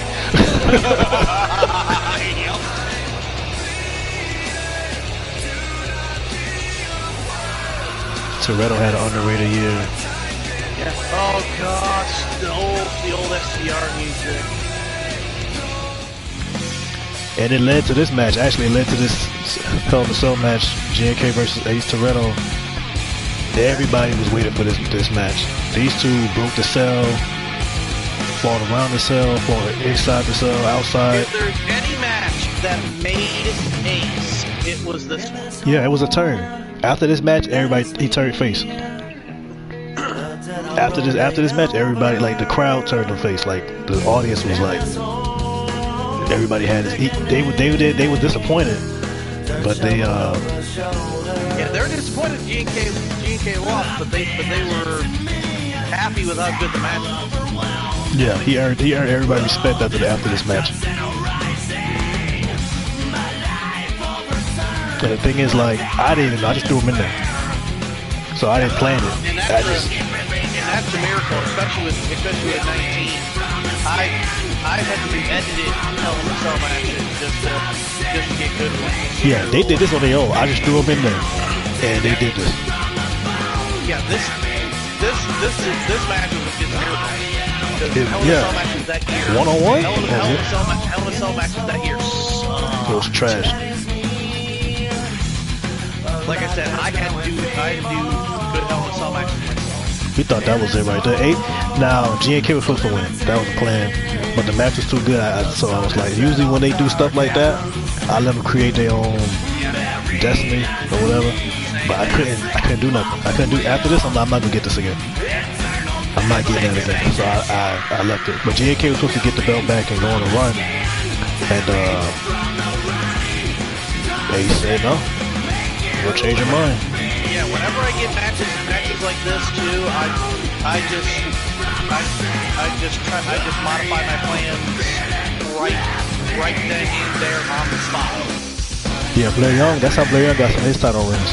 Because it was because he would win it in a way it's almost like you wrote it on TV. Like somebody distract the referee back would be turned, he'll low blow the person, and then when the referee turn around, he going for the pin 1-2, and I can't. I'm like, bro, you can't even. The AI doing that like that? Nah. Yeah. So I was leaving. Yeah, in 19, Carl Saturn was famous for doing that early on. Dominic Fortes was famous for doing that early on. I wish I would have capitalized on them. They were rocking for the first part of 19. Same thing as just taking out the turnbuckle back. Referee goes to check on it. Low blow. 1, 2, 3. Yep.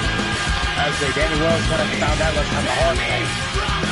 Yeah, I was surprised when he pulled that one out. I was like, yes, he pulled it out again. So Ace ended up retaining that belt right there. That's when he earned everybody. So he retained the belt. The belt was on the line. Like the belt was on the line, and he performed. But GNK is a dog. Like he just keep going and going and going. He just don't stop. He just don't stop. He's still like that. He's like that this year. I've been testing him out. He's like that this year. He don't stop. Just keep going. Just keep going. This was the final match between Crash and Jax. This was Halloween night last year. One time for them praying on my downfall. Two Yeah, times yeah. After some back and forth matches with Chris Knight versus Jax. When they really should get out more. 4 times for the days that were all bad. 5 times Yeah, for Crash is trying to get rid of Jax. Well, didn't I already beat you? Turn the whole world to a crisis. Jax actually came out there and ruined that match between Chris Knight and Crash. That's why they had to get this match. Because Chris was focused on the title. They were focused on each other. Yep. Chris was, I don't care about neither one of y'all. It's not my business. I remember sleeping on my dad's couch. Which you can kill each other if you want. Yeah, which is way different than the Chris of thought you had a chance, now you went down. Man, where you at now? the younger Chris would have just pissed with both of them This was 3 stages, so the first match was a single match, one-on-one, just a plain one-on-one. And I think Jax took that match. Another elbow drop and a super kick. Yeah. So Jax won the first fall. Jax got the first fall. 2. Jax got the first fall. So first 1 to 2 falls. So the second match, yeah, it was a cage match. Jax was celebrating and Crash got up, hit him, lowered the cage down. And the third match, I think, was a TLC match. Yeah, TLC or ladder match. Yeah, so if Jax would have won right here, it would have been over. But Crash ended up winning, so it was 1-1. So yeah, low blow. I remember this because right after this, right before this was Starrcade 2021, and my main event was the 3 stages of hell. Yeah, the 3 now that we know how to edit, the 3 stages of hell matches is good. Yeah, because I never did one. Same with me. That's why I was doing it too, because I didn't do one. Turn around and Brooke was gone for a while around this time. She couldn't concentrate, started taking petty losses. But she stayed out of this and went on a little vacation. But because we added, I was like, yeah, we gotta do one. So, cause yeah, we did this one and then City and Marco won the 3 stages match.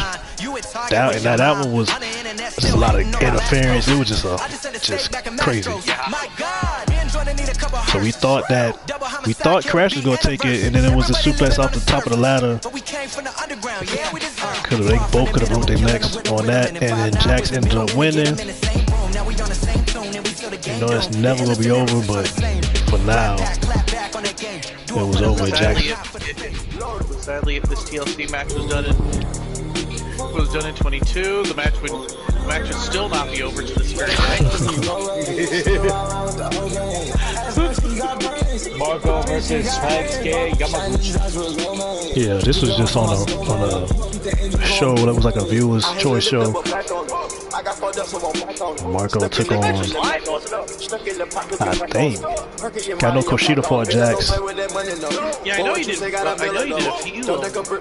Yeah, it was matches that I wanted to see, other people want to see. But I know I always want to see Jax and Kushida. It's a match I never saw. I made Crash when I was a kid, and I made Prodigy in 2012, and they never fought one-on-one. They've been in BMH together for like 10 years. They never fought. So I gotta do that match. Crash, Prodigy, I gotta do Prodigy, Jax. Never did that match. Those are 2 matches I never did. They've been on the roster for like 10 years together. Just keep missing each other. So yeah, passing in the night.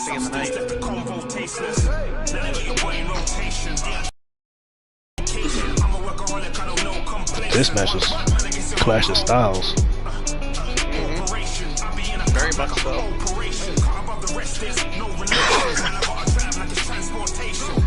Marco, well known as the closer of the clique.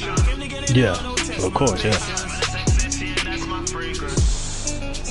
He always used to close in. Anyone that was going to get the win in any click match, it was going to be Marco. Is the thing is like it was no relief for either member. You got City in the ring. It's like you had to outsmart him, you had to outlast him, because it's like you can't. It's like it was hard to pin him. Cause he could take a lot. Marco was hard to just outwit him because he was too quick. He was too sudden.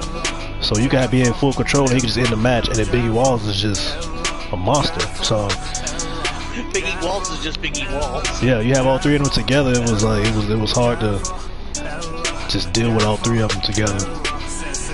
And the Destiny used to be with them, so it was all of them were a problem.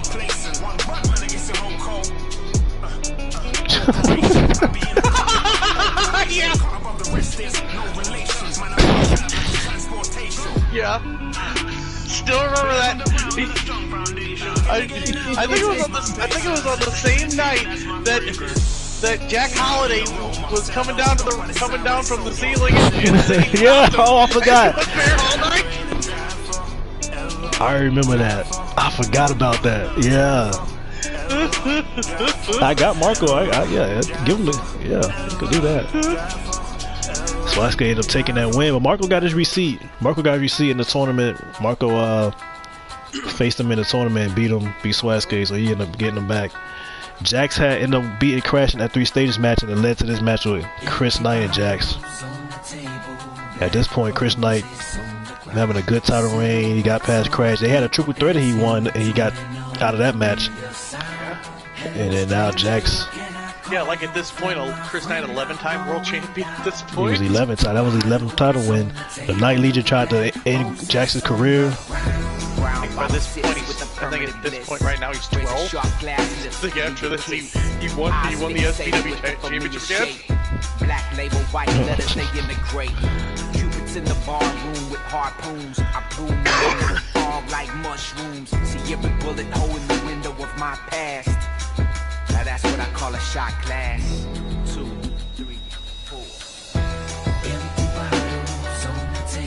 Used to have they've been going at Jax. Jax had to fight just to keep his head above water.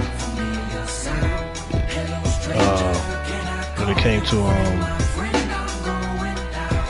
these issues,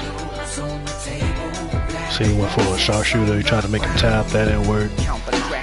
Jax went flying. These two ended up going at it again at Revelations.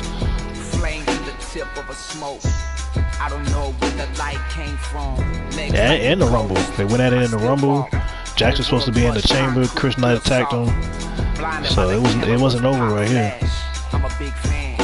Shot glass. 2, 3, 4. And you can see the referee kept getting distracted. Slick Slim Johnson. See, he looked like he had the match won right there. You see? Oh yeah, he refereed all of Homecoming. Yeah, he refereed that whole show. You see him breathing on Chris Knight forehead. You submit. I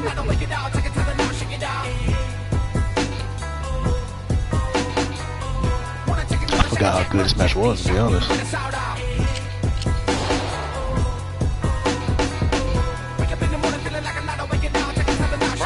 The surprising thing is, Chris has honestly still had this. Bam. Chris Knight has the same moveset he's had, just slightly modified over the years since SVR 2010. Yep. Same with Jax. He do the same. You know, when you do nothing different, nothing new. He used to do a side effect too. It's just some moves just get pushed around and modified and put in different positions. I think if we had one of like Kyle's is more or less like a modified version of a John Cena moveset at this point. Because I just can't really like feel like the need to keep going back to like the Malachi Black and Shinsuke World combination that I used to on 19. Yeah. This is when Brooke finally came back. At this point, Malachi maybe Alistair again at some point soon. Yep. This is when Brooke came back. She came back at Bulletproof. She won Money in the Bank. But before making a stop, before facing Sabrina, she had to make a stop. She wanted to get that receipt on Mystique. Mystique had beat Brooke for that All-Star title. Chased her out the arena with a snake. Had a snake in her hand and chased Brooke. Brooke was gone. Brooke came back. Mystique was another one that interesting. She did. She right there. Like she right there. Cause we like it was always how good is Mystique. She was always right at that. She just need to push through. But I think she's ready.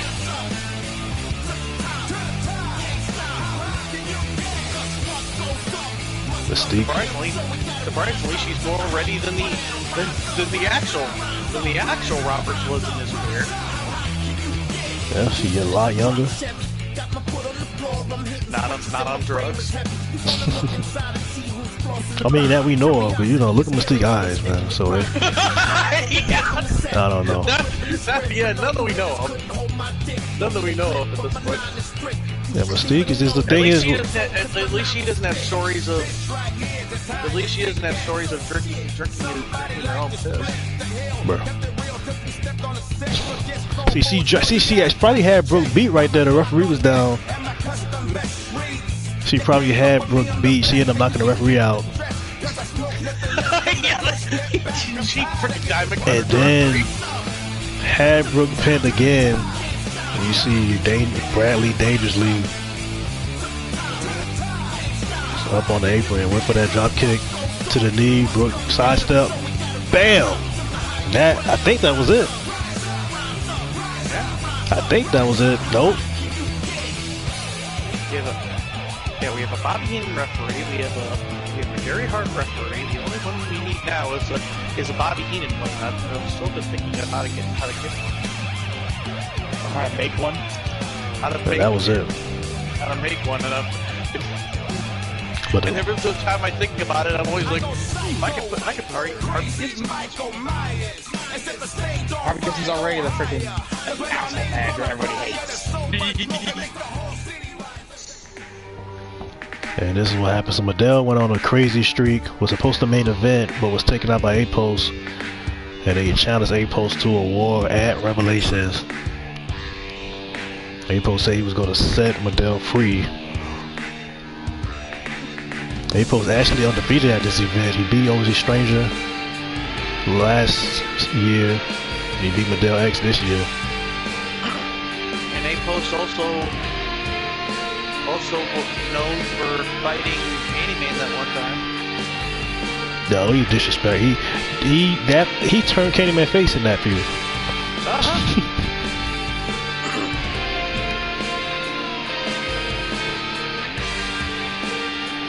Yeah, this match was different. I remember that because I don't think anyone at that point. I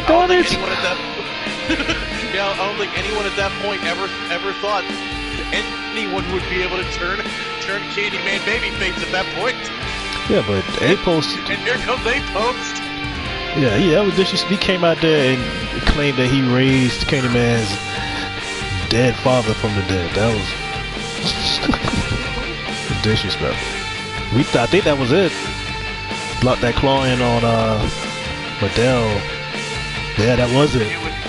Yeah, I Madell was done. When A-Post came back, everyone was wondering, okay, who's gonna resurrect this guy? They told him to do it to Robert, but he was like, nah.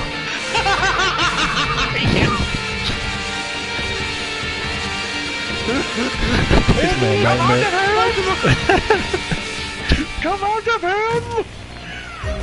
Panic stricken, ain't no business, not a joke. Yeah, manners missing, travel different, no control. Yeah, time to listen. So this is when the clique all finally got back on the same page. Biggie Walls, Marco, Paloma, the City, all got back on the same page. Jax had just got cashed in on. Yeah, Jax got cashed in on the locker room.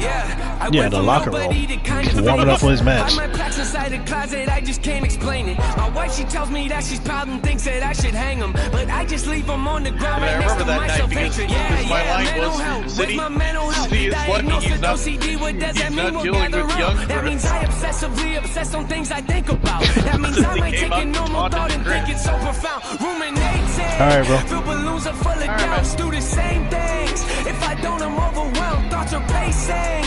They go round and round and round. It's so draining. Let's move on to something else. Fine. After this, we will actually show the match card for Thursday's show. These two got history though. These two got history before I was actually streaming live. These two go back years ago. I should let them go and watch them float away. But I'm scared if I do, then I'll be more afraid. Modern BMH. Tell them how I feel, but they don't want to change. Tell them how I feel, but Jax they had to remain deal the with a same. young Loosen up my grip, rookie they say City that's not okay. back in those days. Leave me alone.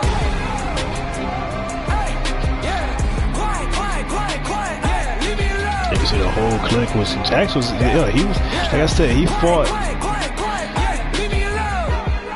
He did everything by himself that year too. We're so overlooked that they're looking over our numbers, Nathan. We don't do enough. He had to deal with Biggie was on there getting involved in the match. Marco was getting involved. They had to kick Marco and Biggie out, and Paloma still was allowed to stay ringside.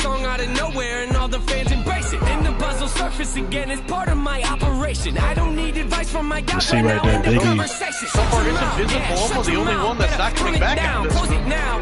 She'll be back. She'll be back, but due to the constant interference, BMH is ordering Biggie and Marco, only Biggie and Marco, to be removed. City was like,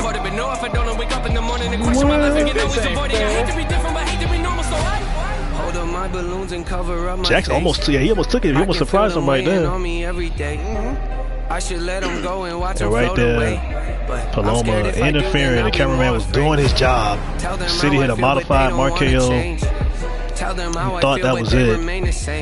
Jax still almost. Yeah, he hit it. He did it high, and that was supposed to be it. This was supposed to be it. Jax had the title won, and that's when Paloma pulled the referee outside the ring. You know, Slick Slim enjoyed it, but he let it slide. He didn't want to kick her out. He left Paloma there. And again, he hit the Jax effect. Paloma again distracting.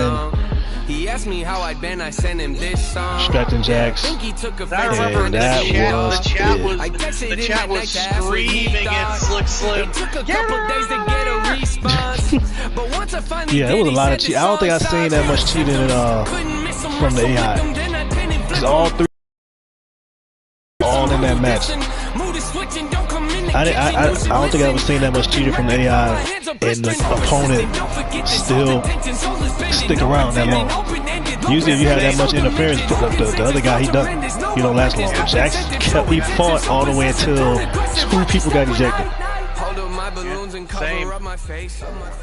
He couldn't. I did freaking who knows how many matches in 19. Yeah, I had never seen that at that point. Yeah, he just ran out of gas.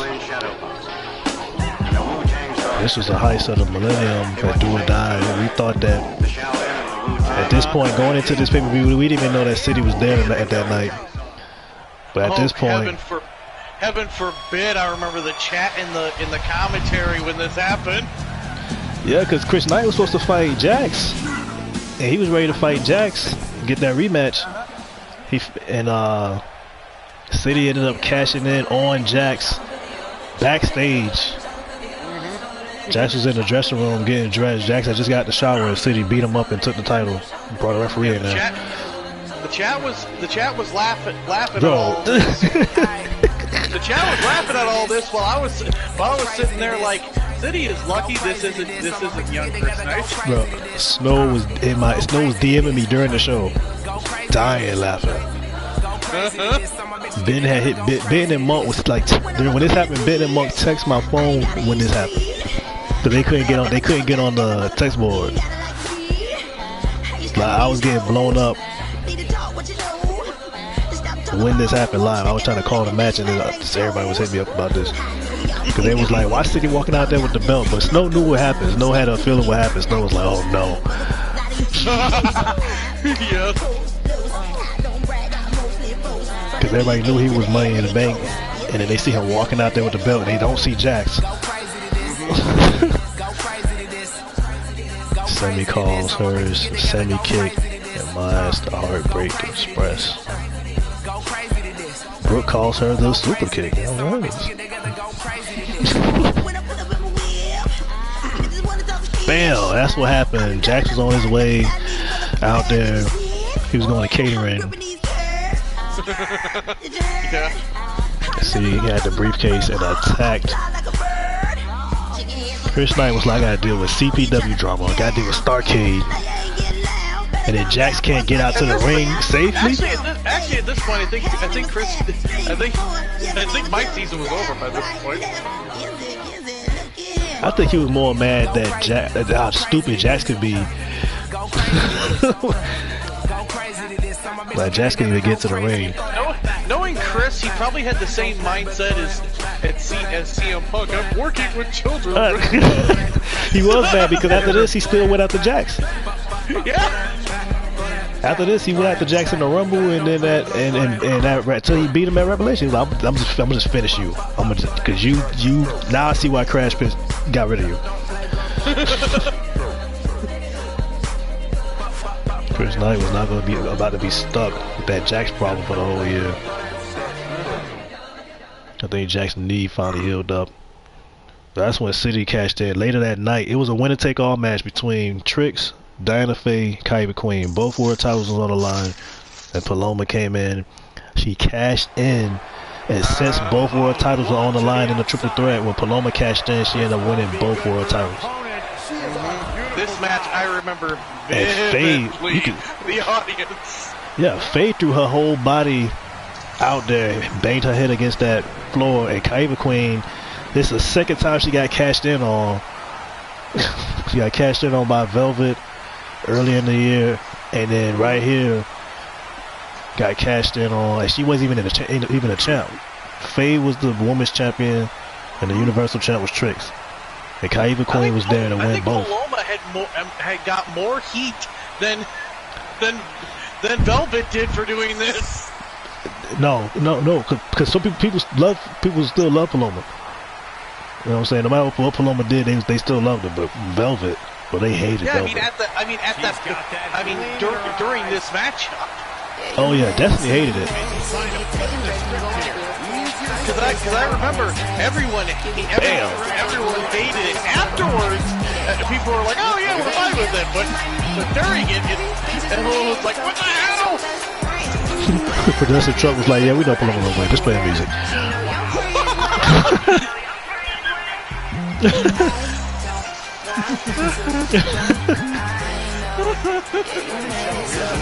Bam! Put it in the temple. This is why Kyrie Queen was pissed. And Kyrie couldn't even focus on Paloma because she was still stuck with Diana. So she had to deal with Faye because Faye would not go away.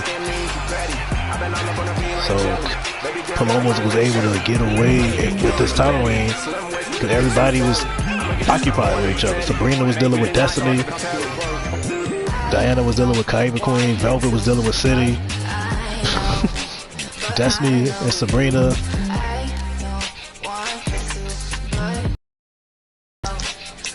So Paloma got away with it because it was just so much drama on her. Everybody else hated each other. Paloma was able to get away with it until they started getting focused again. Sabrina actually ended that title reign fast. It's like a 3-minute match. City had his eyes on the prize. Yeah, the prize. Philip finally found a friend to help him with his Mike Carter issue.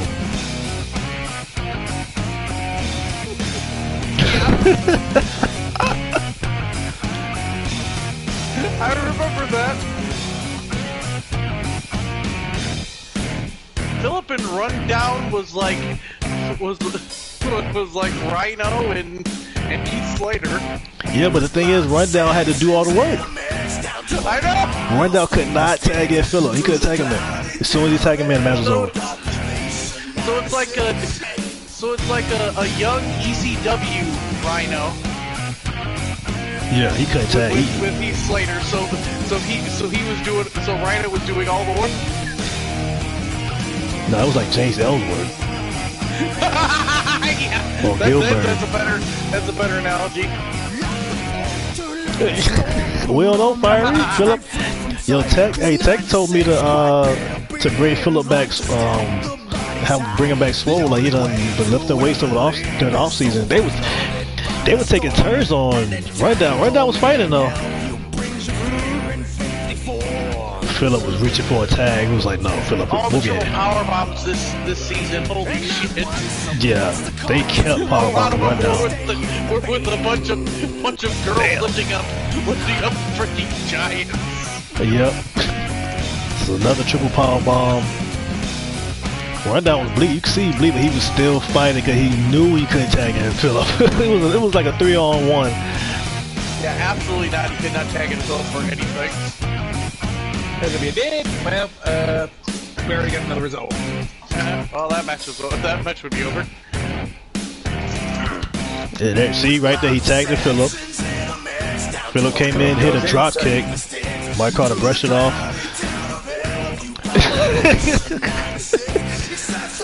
No!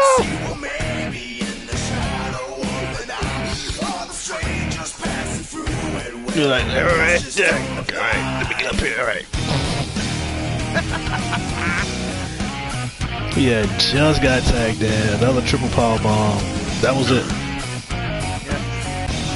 I know another thing that people that I do remember people wanting to see from that season with Phillip was Phillip against Superman. Oh my god. I do remember Superman that was. And it was that Kushida Jax match. This is actually a match I wanted to do. It was just a match. I'm like, I want to see these two go at it.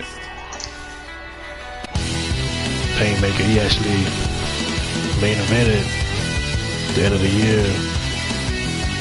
It's Kushida, Ransom, Suge, and Tripola. Suge ended up taking that match.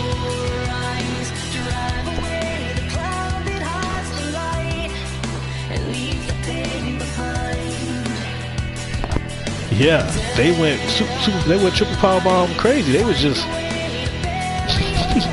they were doing it the whole. Everybody did, but Mike Carter was just Mike Carter and B.O.D. because the sisters, they kept getting in the ring, power bombing all the guys. The funniest one was for the men. The ring and open power bomb. That's fine. Yeah. Help with the triple powerbomb for the girls. That's instant disqualification. I remember when a rich guy got in the ring and helped triple powerbomb Aziza and got disqualified. But then the has a very interesting system when it comes to what disqualification. But then Daddy K could get in the ring and powerbomb her brother, and referee like, all right, that counts. That's good. That's a move. Damn. Yeah, it's fine. It's just perfectly fine. Kushida the Painmaker is going to return. I'm doing the G1 this year. These two definitely going to be in it. They not back yet. Neither one of them back yet. But I'm not doing the G1 until they both come back.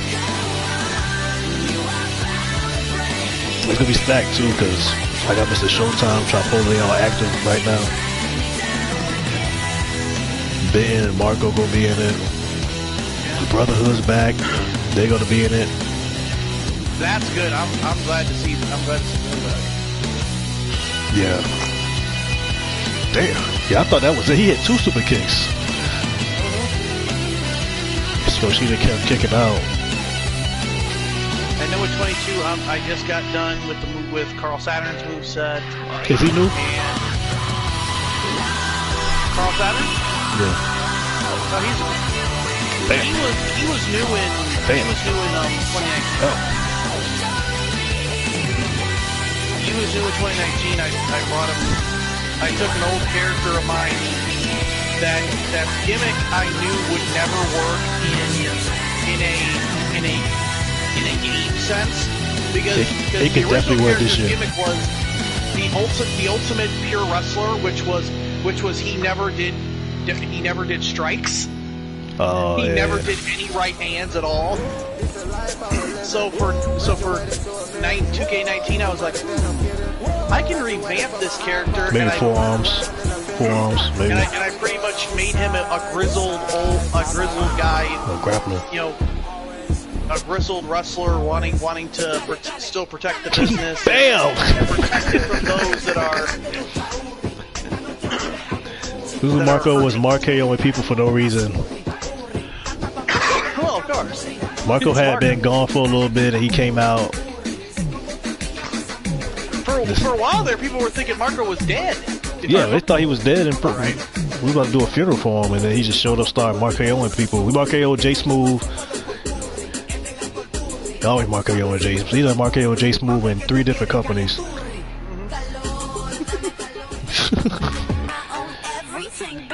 Oh yeah, I remember this. Destiny and Mercedes Hunter was bullying Maryland. Yep. Destiny didn't care about doing nothing but bullying people last year. That's all she wanted to do. She was on her Mean Girls.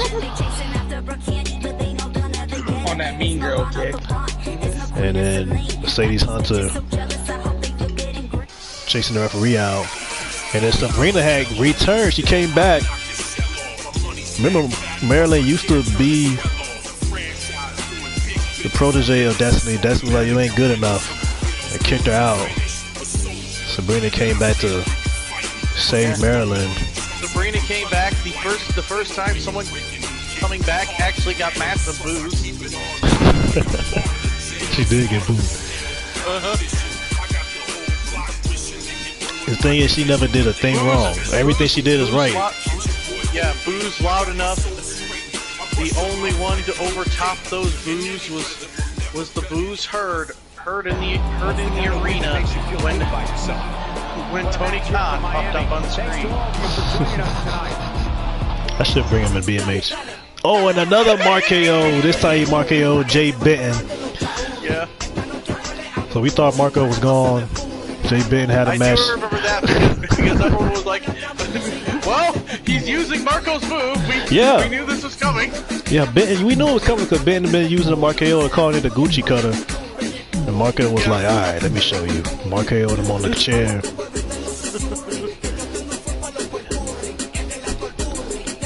She a Puerto Rican. Yeah, he left through the crowd again. At this time, City and Marco was... We knew something was about to happen because City started having issues and then Marco came back and then Biggie came back and we was like, oh no. Yeah, everyone was starting to realize, yep, the band was back together. And this right here. So this was the whole entire situation between Kyva Queen and Diana Faye. Kyva Queen had to earn her stripes that year. She had to go through Brooke. She had to go through a new Velvet. And Velvet was unpredictable. She went through Abigail Clark and the Syndicate, and then she had to deal with Diana Faye. So this was our power struggle. And Faye actually beat Gucci HLW. He called it the Gucci cutter.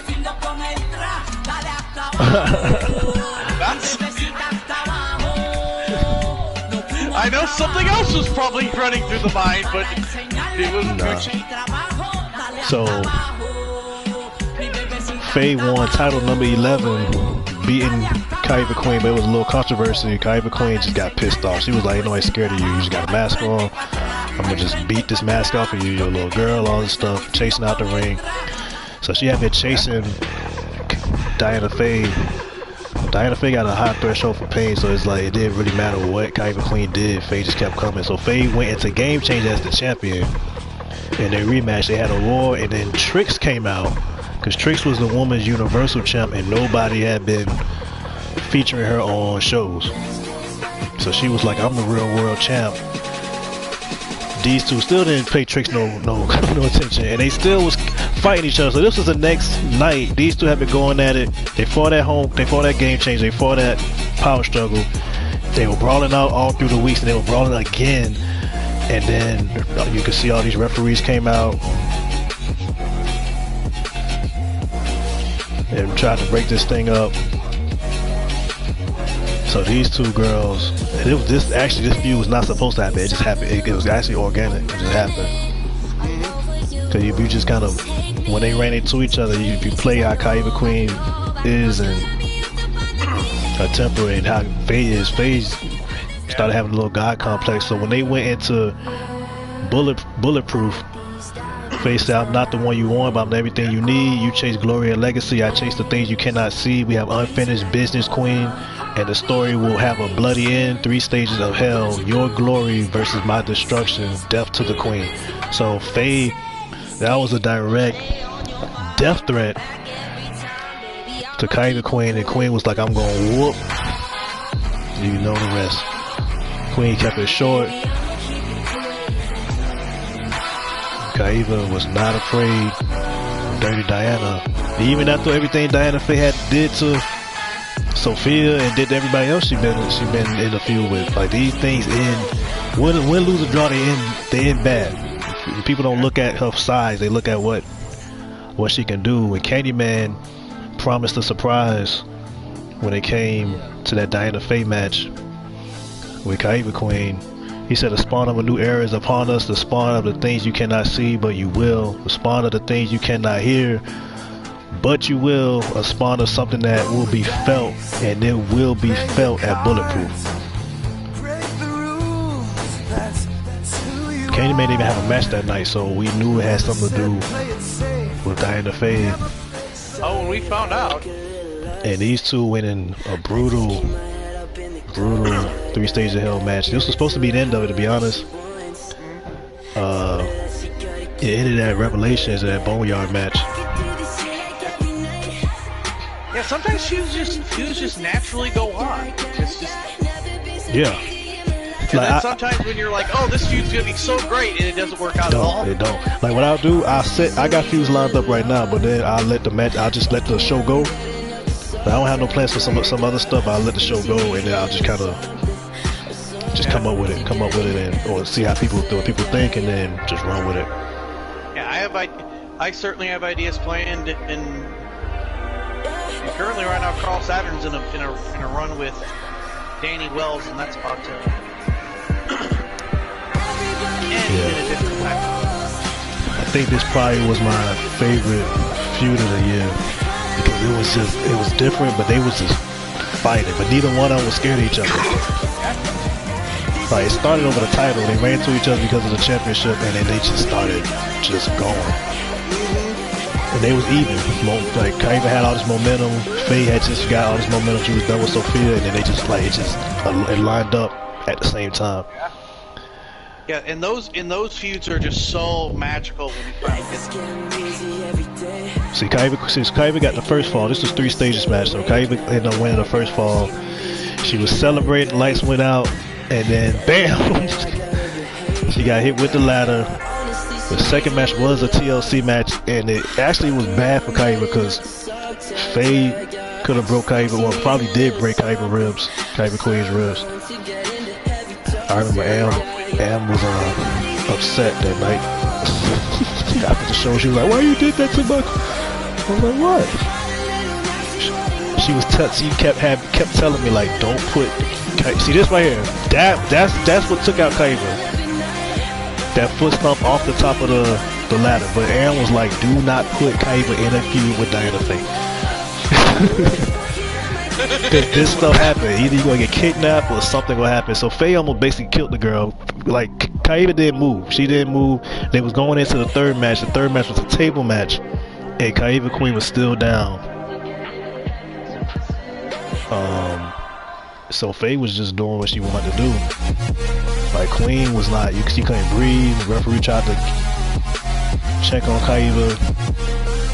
You can see he was trying to check on her. Kaiba Queen could not get up. So Faye was basically like, "Death to the Queen, you're gonna finish this." So it was a table match. Last match was a table match. Just put your opponent through the table and that's it.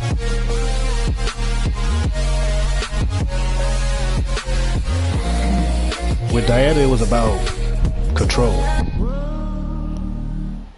The whole thing, just like with Candyman, it became about control. It was more than just the title. It was like, okay, you in my way, like you actually getting in my way. You know, so then Spawn came out, and we thought that this one was gonna attack Diana. But this guy usually Diana always get abused and kidnapped and Diana always getting her ass dragged off.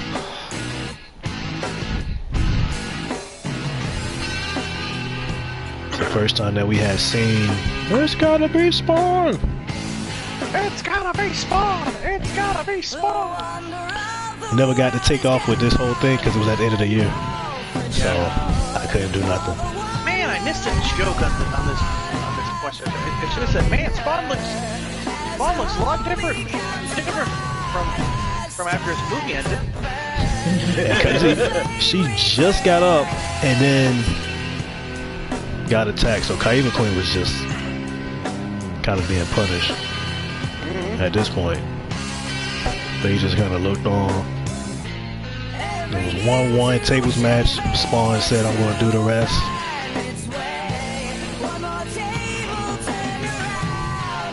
Had the hand around the neck. Choke slam after the show. And was like, "Don't talk to me." I'm like, look, it's give and take. It's storyline. You can't just win. Boy, ain't Hulk Hogan. Like, come on. You gotta.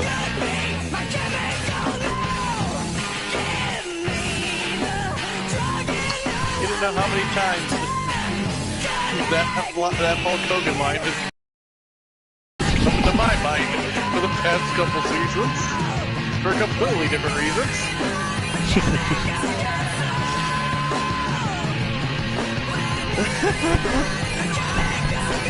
Yeah, we knew it was a lot of this. You already know something, right? Oh yeah, that's right. Not gonna say any names on stream, but you already know. But he knows who he is.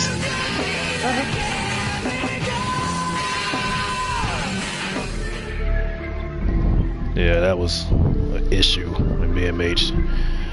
After Marco had went on the Marko spree, Marko and J Ben and J Smooth, it led to this Hell in a Cell match. Marco and City dancing their way into this cell match, not taking it serious.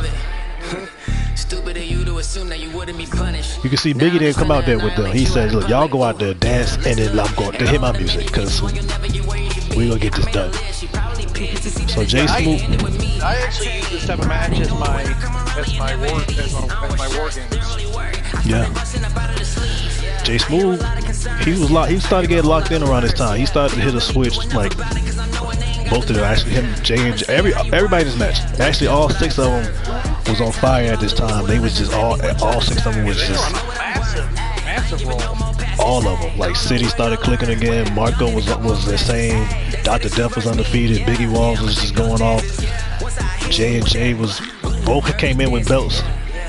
And they went and got Biggie. They went and got Dr. Death to team up with him to counter that Biggie Walls problem. And it was a war. It was the Click versus JJ and Death. Dr. Death was just tossing people.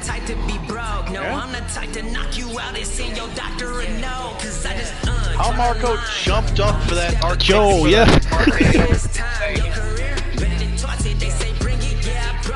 Like jumping up to a skyscraper. And Biggie just threw Dr. Death through the cage face first.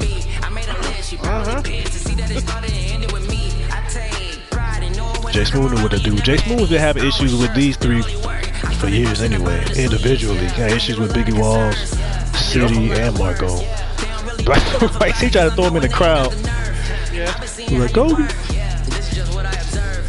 J Smooth at one point was another person we thought would never learn. He got Lexi. Lexi, she shared. She let him do what he wanted to do. So he was alright, cool.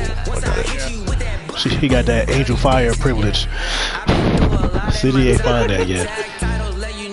Yeah.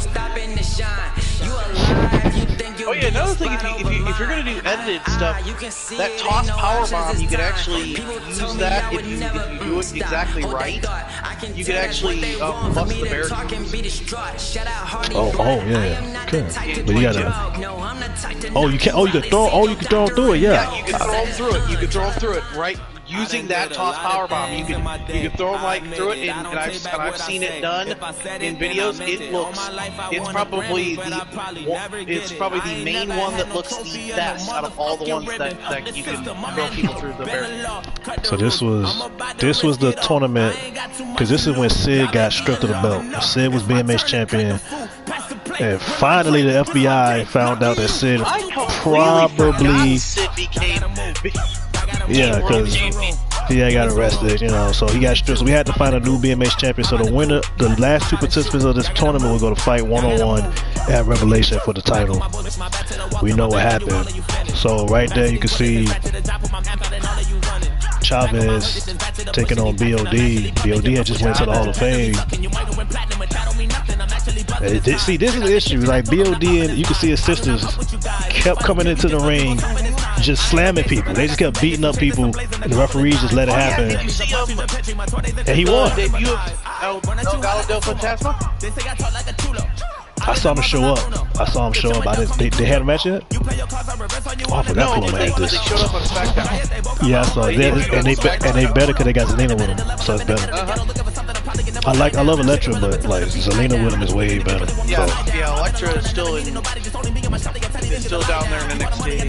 And this was a interesting match because it was Blair Young versus City, two of the biggest heels in BMX history. That outfit for Paloma, if that was made again, you probably would get banned. Probably. The only reason why City won is because of Paloma. Since Paloma was there, yes, City was split open. Both of them was cheating, like we don't know. Yeah, City ended up taking it, but I forget. I think the crowd was with a dick punch. Was purely on I remember this. Blair's side. Daddy K and Bullet jumped Mike Carter's girlfriend. It's crazy because Daddy K, the baby sister of Mike Carter, Rainbow and Snow. So Rakim,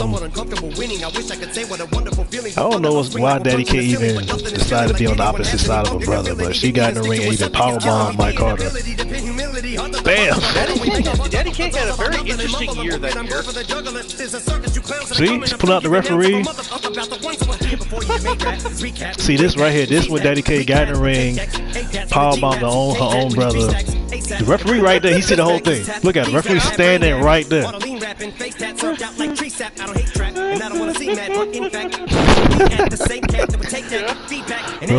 see. Mike Carter was like, yo, I'm doing it. I'm about to do it too. Oh, and now Rainbow want to show up. Rainbow, hit up Snow. I've been trying to get in contact with your brother. Hit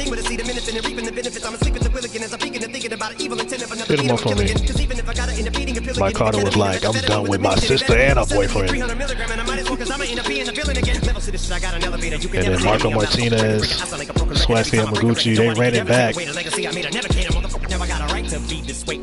Two of the two closers too, like two of the best performers just we ever seen. Be honest, two former world champs. Yeah, didn't they have a third match? No, they had two. They had the first one in it, but this was the first one was just a match. It was an exhibition match, but this actually was meant something. Marco took it, got his little redemption, and Yamaguchi. Then it was B.O.D. and City, and Paloma again on her vacation gear. B.O.D. Did he come out with his sisters? They should have powerbombed Paloma. That'd be great. B.O.D. over there doing push-ups.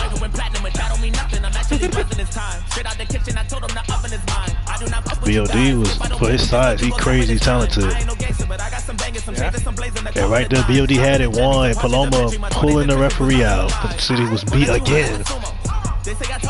He had another elbow. We thought that was it. City actually got the shoulder up. B.O.D. could not believe it. So B.O.D's went on a rampage. City know how to last. He know how to, when they count, he was locked in. Had all the issues behind him. The clique had got back together. They beat B.O.D and went to the finals. And we thought he was going to either face Mike Carter or Marco. It was a good chance to go face Mike Carter. And that they were going to write another chapter in that. I do remember we were all telling stories of everything City had done to Marco. Yeah, and Carter, the thing about Carter was like he was gonna get redemption on the whole thing. If he would have just beat Marco right here and then beat City in the finals, it would have finally been over. Yeah, it would have been such an amazing story. Nope, but this happened, and that was it. Yeah. So it ended up being City versus Marco, the best friends, tag champs, former tag champs together, clique members. So City came out. I mean, last time they shared this championship, last time they had the belt was on the line. They split the belt up in half and shared it, but I guess they couldn't do it this time. So City, remember, the belt was still vacated. They was gonna fight for that championship, but it was different because this was gonna be at Revelations. City won that championship. Yeah, the belt was still on vacant at this point. So City actually handed it to Marco. Was like, okay, you hold it until we have our match. And we thought he was gonna attack him. We thought he was gonna attack Marco right here. And City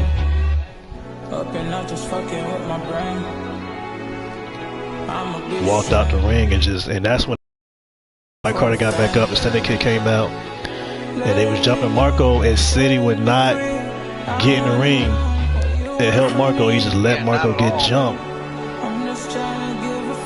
We see a lot of them guys around Revelation season, they start flipping a certain switch, and City was one of them.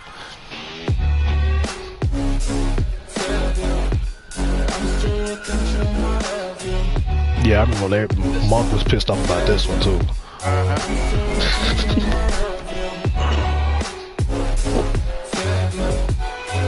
This led to a highly anticipated match. 'Cause a lot of people was always wondering, what up, Ben? Yeah, it was actually. Yeah, what's up, Ben? It was, bro. This led to. It actually led to a huge match. The whole clique imploded. Paloma went on vacation, so she was gone. Yeah, this is the start of the implosion. Yeah, but he basically was like, I didn't lay a hand on you, but we're gonna actually get back to that part. But the women's world title was on the line. These two was like, both of them was almost unbeatable at this point. Brooke always was known as the shovel for burying her opponents, and then Sabrina to this day never lost clean. Nobody is beating Sabrina one-on-one clean. Nobody. And the last, she debuted at what, 17? 18? So the last 3 or 4 games, she lost, but there's always been some kind of controversy. I believe it was Sabrina that came in on 18. Because she was one of your last new ones before the... Before you took your vacation. Waited for the right time to do this. Vacation, yeah. Before I went to Red Dead, and Red Dead was worse when I came back.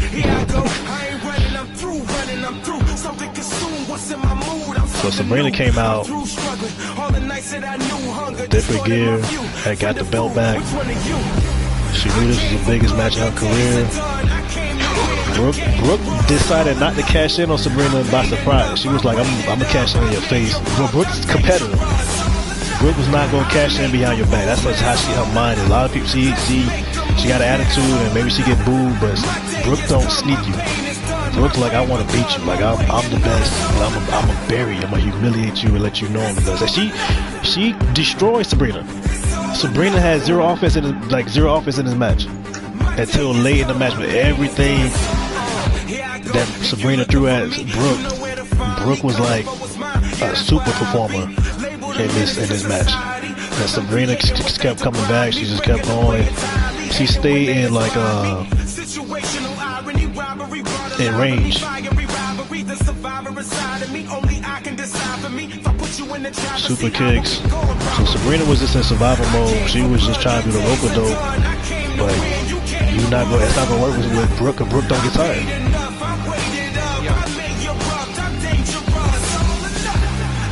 Sabrina tried to hurt her outside the ring. She did double AAs. So this was the last women's title match of the year. This is at Revelations. Both women had won the world title at Revelations in the past. And Brooke was just all over Sabrina. Sabrina stayed around so you could catch Brooke making one mistake. She tried to hit a super AA, didn't work. Frankensteiner from the top rope. Went for another super kick. I think she hit this one. She hit that one. And Sabrina kept kicking out. I remember. So now I remember. So she kept trying to hit these top rope super kicks on Sabrina. And she went for another one. And that's when Sabrina caught her. What up, B?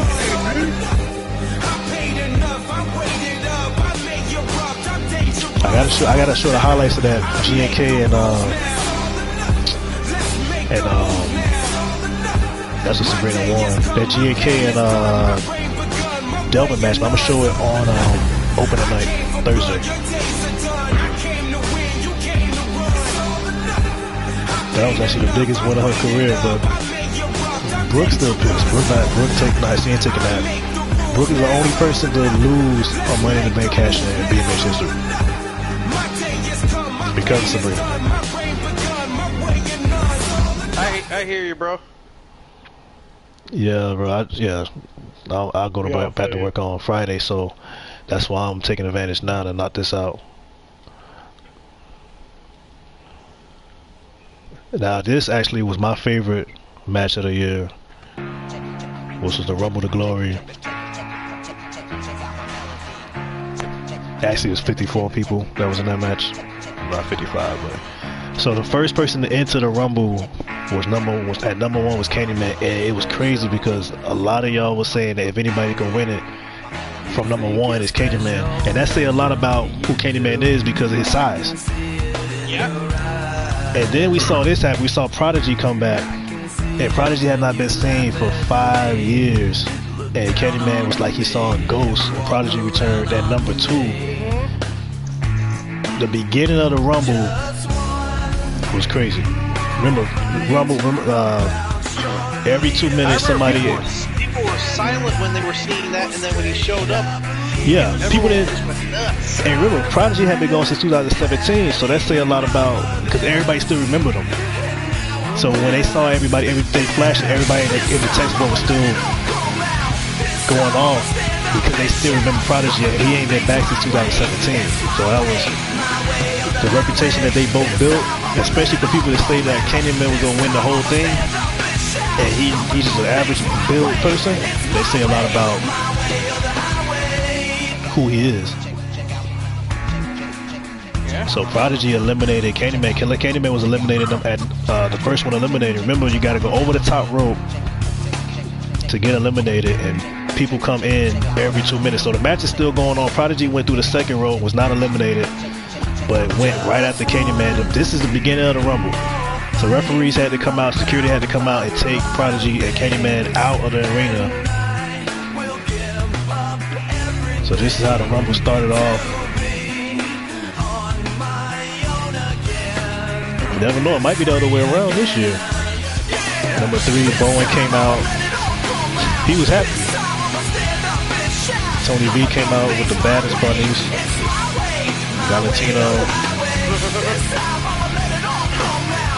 Rakim came out at number 6. He would come out at number 6 too. The Lock came out. But Parker Jr. came out. So the ring started filling up. And then this happened. Drago returned to BMH. He was not supposed to be in this Rumble. He had just got hit by a car by Jay Smooth. We found out Jay Smooth did it. At the time, Drago did not know who ran him over, so he was just attacking everybody. You can see Drago came out, was not supposed to be in this match, and eliminated everybody. Started ruining the match. So So he had everybody left, right, and center. He had an angry Samoan ruining, just throwing everybody out of the ring. He didn't know who ran him over. Rich Guy tried to blame Chapola for it, tried to get Chapola to get taken out. Ended up being Jay Smooth.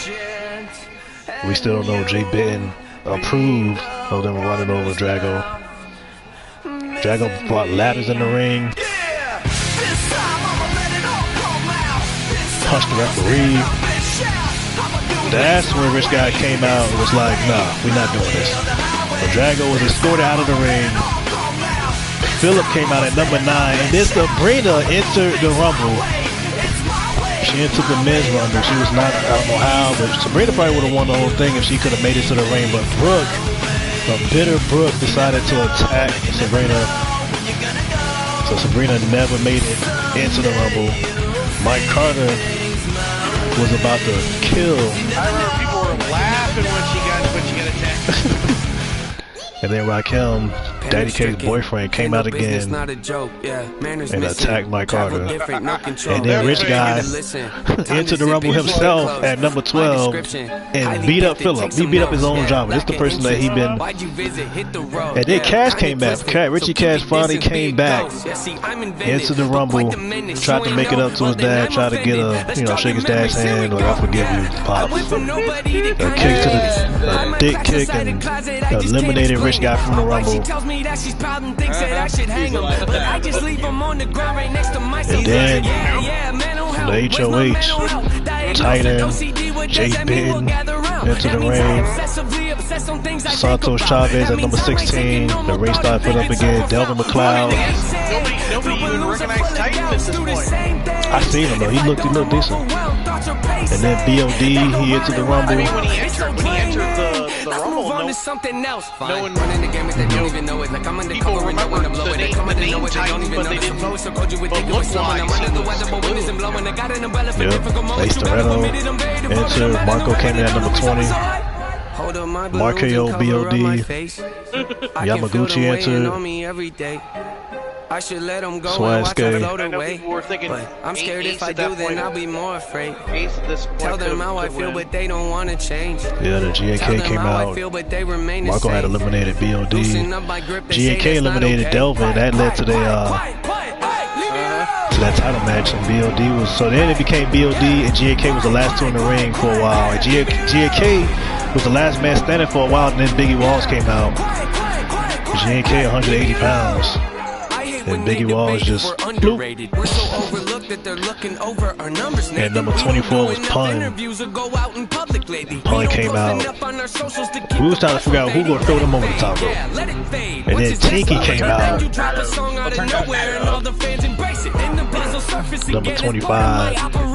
Pun eliminated Biggie Walls, and then Tinky. I think at this point we were hoping that these men wouldn't break the ring. They did. They broke it. Pun and Tinky broke it. We had to go to intermission. I remember that. I said the normal match will continue. Then Danny Boy Smith came out. Slick Johnson walked him out to the ring.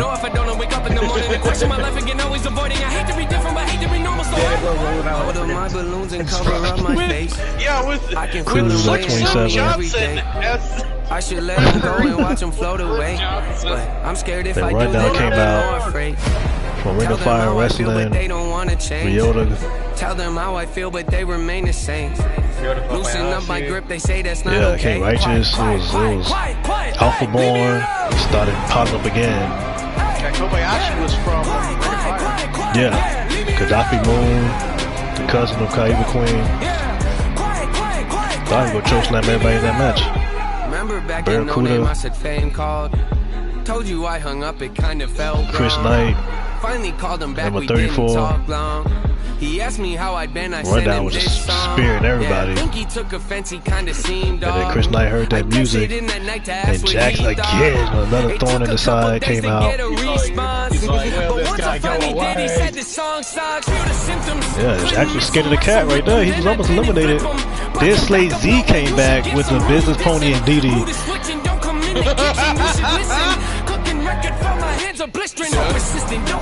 Zakari Slayer, Slade Z came back. They both, and Jackson and Slick got history. They both worked together to get rid of Chris Knight. Otaku came back. J Smooth came out. He was so happy to see Diddy. Jax got eliminated. Muhammad came back. Gemini, 3-time TV champ. Meta, hardcore champ.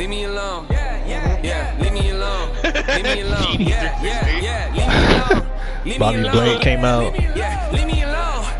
Dr. Duff. See, this with Dr. Duff came out, and now it was that close to the end. He threw everybody out. You can see right there, Slave, Meta, Smooth. He was just eliminating everybody. Oh yeah, Bobby Blade. Wasn't he a member of the Clique at one point? For like a day, and then he got beat up by Dragon. Then Slick Stone Johnson came out, got thrown over the top rope. Samoan Hate came out,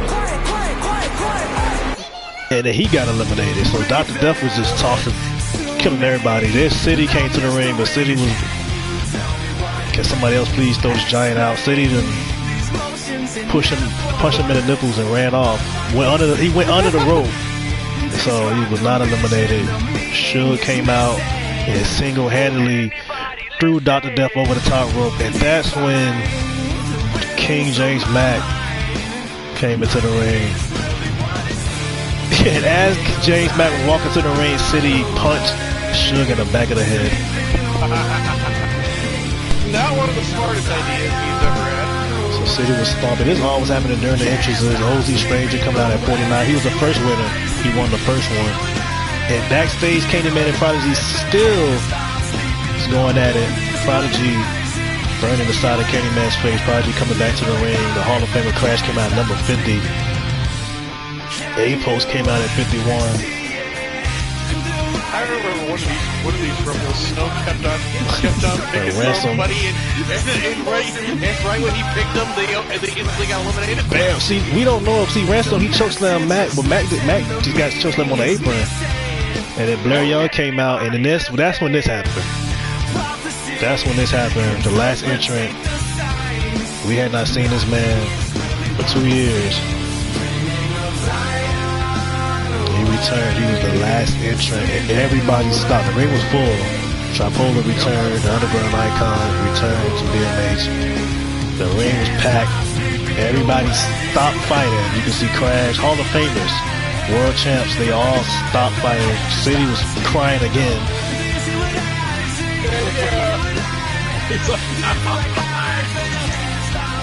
But we already got rid of Dr. Death. They might tell me Tripola was back up. We thought the only surprise was going to be Prodigy. Prodigy got a little history with him. Out of this whole thing, there's probably more world champions in here than all the world combined. Yeah. Ransom was a world champ. Ransom walked in this match as a world champ. Yeah. We don't know why he was in the Rumble. Basically, if he would have won, he just would have fought the other champ. So Tripola walked down there. He knew what he was walking into. He know a lot of them individually. He had a lot of history with them guys. There's some new faces. Stevie somehow got his hand on the microphone. They didn't turn it on. They're like, go ahead, get back in the ring and fight. Larry Young went out to Polo. I remember everybody in the chat was going nuts. Yeah. Commentary was going nuts. He went out to Stranger. Him and Stranger wrong. So they had 5 matches and Tripola won all 5. Crashing. Polo. It's a debatable situation with them. A-Post and Polo got a long history from back in the day also. So he just threw out everybody. Polo already had eliminated 4 people at this point. Back to back to back to back. And then Ransom, who was like basically the closest thing to Tripola that we had seen in terms of mindset, intensity. These two were going back and forth. But they were just letting them fight. Everybody else backed away. It was like, we're not going to run up on them. We're just going to let these guys fight. We're going to get eliminated by Polo or Ransom. Ransom already chokeslammed somebody out of this match. And then he caught Ransom slipping and clotheslined Ransom over the top rope. And eliminated Ransom. So then that's when everybody just started teaming up and jumping them. And to see City and Prodigy team up with Suge to stomp out. They were stomping them out. No one the day no one ever thought they'd ever see Suge, Prodigy, and City all working together. Prodigy was gonna grab a chair. No, City had grabbed the chair and told Prodigy, hit him! And then City would point at the screen, and then that's what happened. The Diana Faye, the images of Diana Faye popped on the screen, and that's when Prodigy started having that mental breakdown again. And everybody was telling him. I think City accidentally caused that. Everybody was trying to tell Prodigy to focus. Like people was literally yelling at the screen. And when he opened his eyes, City was right there and eliminated Prodigy. Prodigy got eliminated from that rumble. In the final 3, Suge, City, Tripola. City was dancing a little too much and Suge eliminated City from the rumble. He thought he had fought the entire thing. He got that, you know, he'd eliminate everybody. Yeah, Suge turned around. And Tripola, he let Suge turn around. He didn't speak on him, he didn't hit him from behind, he let him turn around. Came down to these two, Past versus Future. These two was going back and forth. Suge obviously got the size. Tripola might just be better. Suge was hitting him heavy. And that was it. He let Suge eliminate himself with his own momentum. Tripola ended up winning the whole thing. But Suge walked into this match and missed the Money in the Bank, by the way. So when Tripola earned his shot, Suge entered himself into the match. Because he was still upset at Tripola. He was upset Tripola took that moment from him. I think he's still upset, to be honest. He the champ. Tripola, he can't wrestle. He still got this thing like Tripola's still around, but I gotta get rid of him. Those two big bulls going at it. Oh man. So Tripola ended up making his return. And he won that Rumble to Glory, and he was going to main event his third Revelation. Main event the first one with Candyman, the second one with Kushida, and his third one it was Suge, Ransom, and Kushida. Make it out the hood, they say you Hollywood. And then this whole thing, City and Marco, you see the history between these two.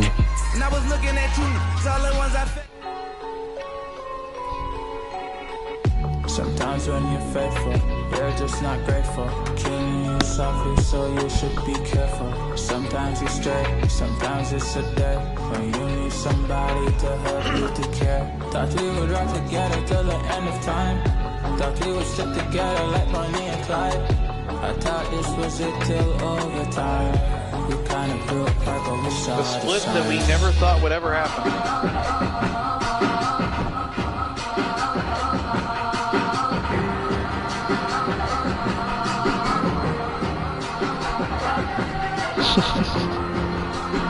Yeah, this is the match. So this is what it led up to.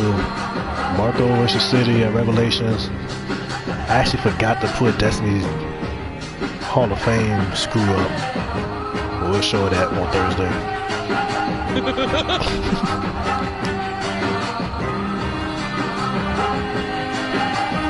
So City came out. Neither one of these men were champ. They walked in this match. Title was on the line. This is the finals of the tournament. The Clique had imploded. Biggie Walls was out for blood on both of them. We don't even know why, but he wanted to kill both of them. Paloma was nowhere to be found. Destiny Hall of Fame had got ruined by both City and Marco. I do remember. I think people were wondering if both of them owed Biggie Walls $17. This was 3 stages of Hell match. The first fall, bam! Marco with the RKO. As soon as the match started, won. So Marco took the first fall, just like that. Okay, immediately, right from the start. soon as the match started, and then the second match came, and we didn't even get a chance to let it start because Biggie Walls came out. This is all legal because that second match was a table match.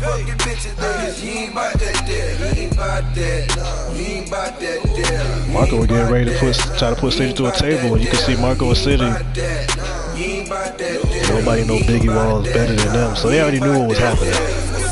Yeah, I know people were wondering whose side Biggie Walls was on. Yeah, he was on nobody's side. He been getting a little tired of them for the last 7 years or so. But Biggie went over there. He punched City. City flew out the ring and he just stomped out Marco. Hopefully he flew out of the ring like Shawn Michaels selling for Hulk Hogan.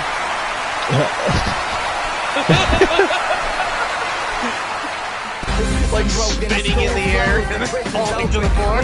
All of a sudden, City had energy. City was setting the tables up while Marco was getting stomped out.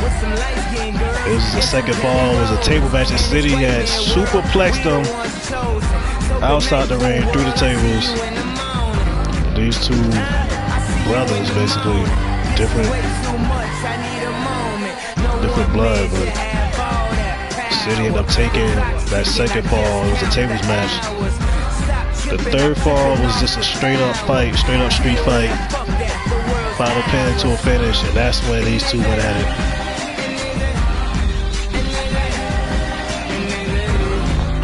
Marco outside the ring. These two went to war at the end. I'm gone, no goodbye. On fire, no hydrant. I'm fresh, no trident. Cool as an after dinner mint. Strong, no Altoid. It's not over. I'm just gonna say that right now. Oh no. Yeah, it's definitely not over between these two. Not expected. They can't just go back to being clique. Just go back to being friends after all of this.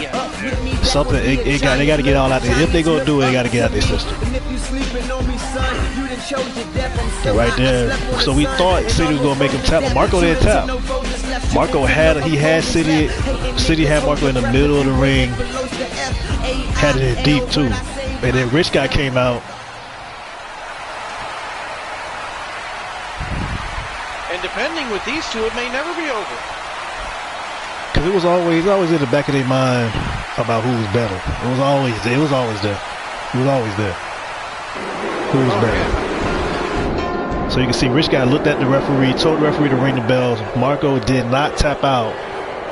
Rich Guy still called for the bell, and City ended up winning. It was a revelation screw job. And the crowd was booing City out of the arena. Rich Guy had the money flowing from the ring, from the sky. I know the commentary was shocked. Yeah, cause you see Marco was screaming at Rich Guy.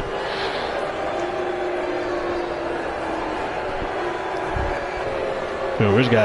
I mean, he had a lot of issues with the whole clique. Just they used to be a issue for him.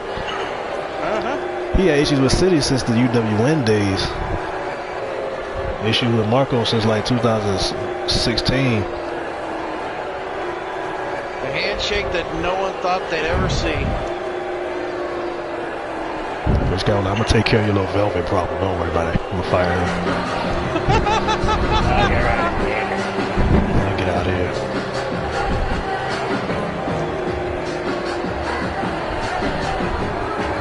I will say this: at least Rich Guy didn't have to be forced to retire. I think he did get forced. Rich Guy is not back. After this whole thing, Rich Guy got sued by the Mothers of America. Rich Guy was canceled.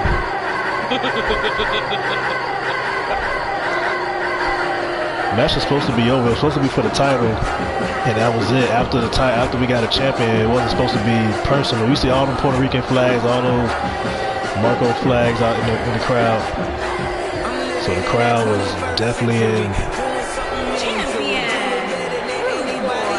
Marco's corner.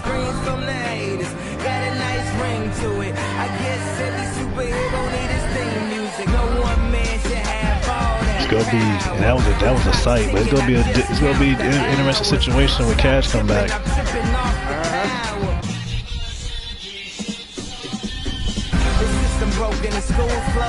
And Marco. Talk about having to dig down deep to pick up the win. City is certainly not Brooke's side, Michael. I'm willing to bet back this to is the first. last. So Chapola, this was after the Rumble. And Suge, like I said, Suge was still upset at Chapola. Like, you ain't supposed to be here. Like, this not your time. It's not your era.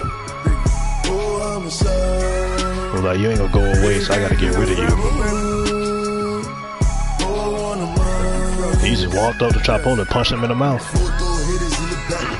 I know everyone wanted to see these two one-on-one. Yeah, there was a fatal four-way basically because Suge and Chapola fighting, but Kushida and Ransom supposed to be in that match. And speaking of Ransom, the champ, Ransom came out there and took out Suge and Chapola. So it was just a whole fight. Referee couldn't get no control. Kushida ended up coming out later. And this led to their fatal four-way match.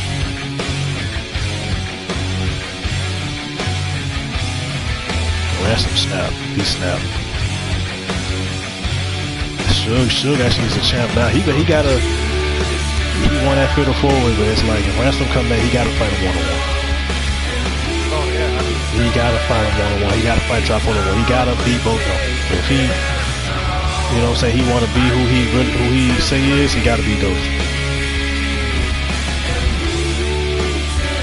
Gotta beat Kushida too, to be honest with you.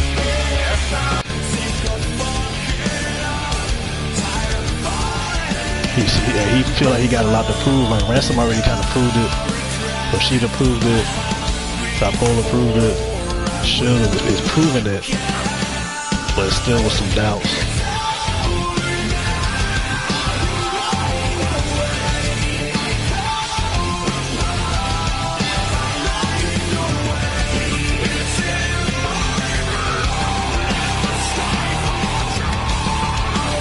Kushida pulled it through the table, but Kushida forgot about Chapola. Chapola ended up getting a kendo stick, that Sierra Mella stick, bashing him across the back of his neck. Yeah, it was a tough year for security, man. Security was just, they couldn't do nothing the whole year. Chapola over there beating up Kushida, not paying attention. I think the entire season we can say what security. Yeah.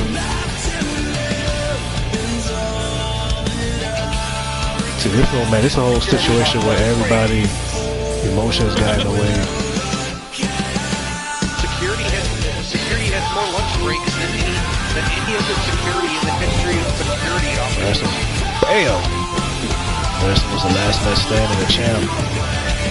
It's almost like you had 4 unbeatable guys in one match. Yep, one has to lose. That's a tough one. Because all 4 of them are on like God mode at that point. And then this match, which is one of the last ones we're going to show on this show. This match was probably, yeah, I think it was probably the most personal storyline. It was to me, this is the greatest story I ever told. Greatest story I've put together, like for me, because it went on 7. This went on 7 years. It ended, well, we think it ended, but it ended at Revelation. I almost didn't want to end it, but I couldn't. You don't want to overdo it. You don't want to keep going when it's done. You don't want to Ric Flair that thing. You don't want to Hulk Hogan it.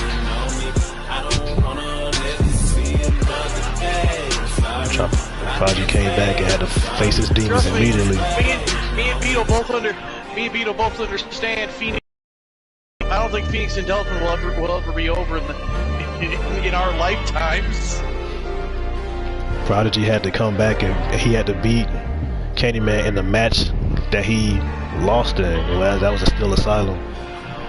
Thing is, Candyman had been in a death match with Prodigy 2 2 Still Asylum matches with him. A Still Asylum match with X, and one with Monroe, with Kane Monroe, Left Eye. So he had been in a lot of these brutal matches, and he had to do it again. But Prodigy they already fought in these type of matches. Like when Candyman come back, like what match I'm gonna do? Yeah.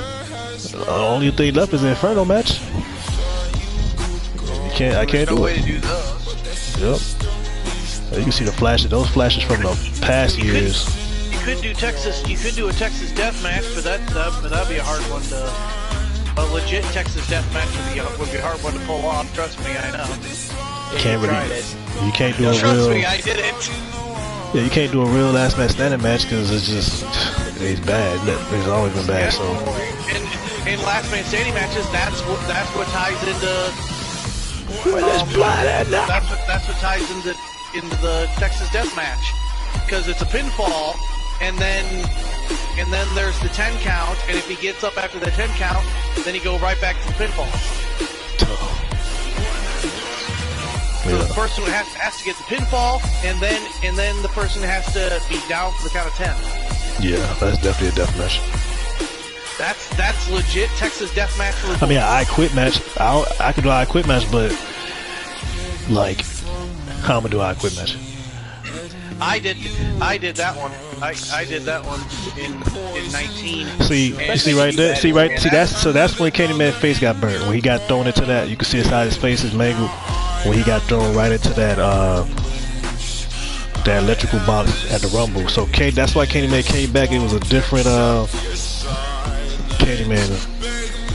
The Anonymous that got taken away from him. Diana Faye was gone. Kyber Queen took out in the Boneyard match. So Candyman was by himself, but he tapped into something a little darker and went into this match with Prodigy. It just got to the point where he just hated Prodigy. I don't even know why he hated Prodigy. He targeted Prodigy in the first place years back. But kidnapped Prodigy, kidnapped his wife. It was a whole. They went they used to go at it for the TV. Candyman, the first ever TV channel. They used to go at it for the TV title before this whole thing blew up. They was going at it a little bit. They had a side feud before this big feud even happened. Candyman broke his hand, broke Prodigy's hand, so it was a lot of issues these two had. So Candyman looked like he had Prodigy beat again. Prodigy was losing a lot of blood in that match, and then Candyman just walked back into the ring, kind of waited for him, just left him down there. So Prodigy was just like, you can see the ring, the ground, everything is just nothing but stone and steel. The only match I haven't tried is Yeah. It's not impossible to do that one. I know that. Oh yeah, it's not impossible. So Prodigy was down there having flashbacks of everything that went down. Oh fuck no, it's not easy at all. As I said, I need to try to figure out how to do I quit match, but I'll figure it out. It got to be some heavy editing. I've done it. It would have to be you doing it exclusively and heavily edited with moments of the person down and the other person up, so you can put in the dialogue of do you say I quit? No. Yeah. So that's when Prodigy finally beat Candyman. He went in the ring and he put Candyman down. That was the last we seen of Candyman. Prodigy kind of lost maybe a submission. Yeah. He lost. Submission could work. I know my I Quit match was one of Beatles' favorite matches in 2019 because of the story involved with it.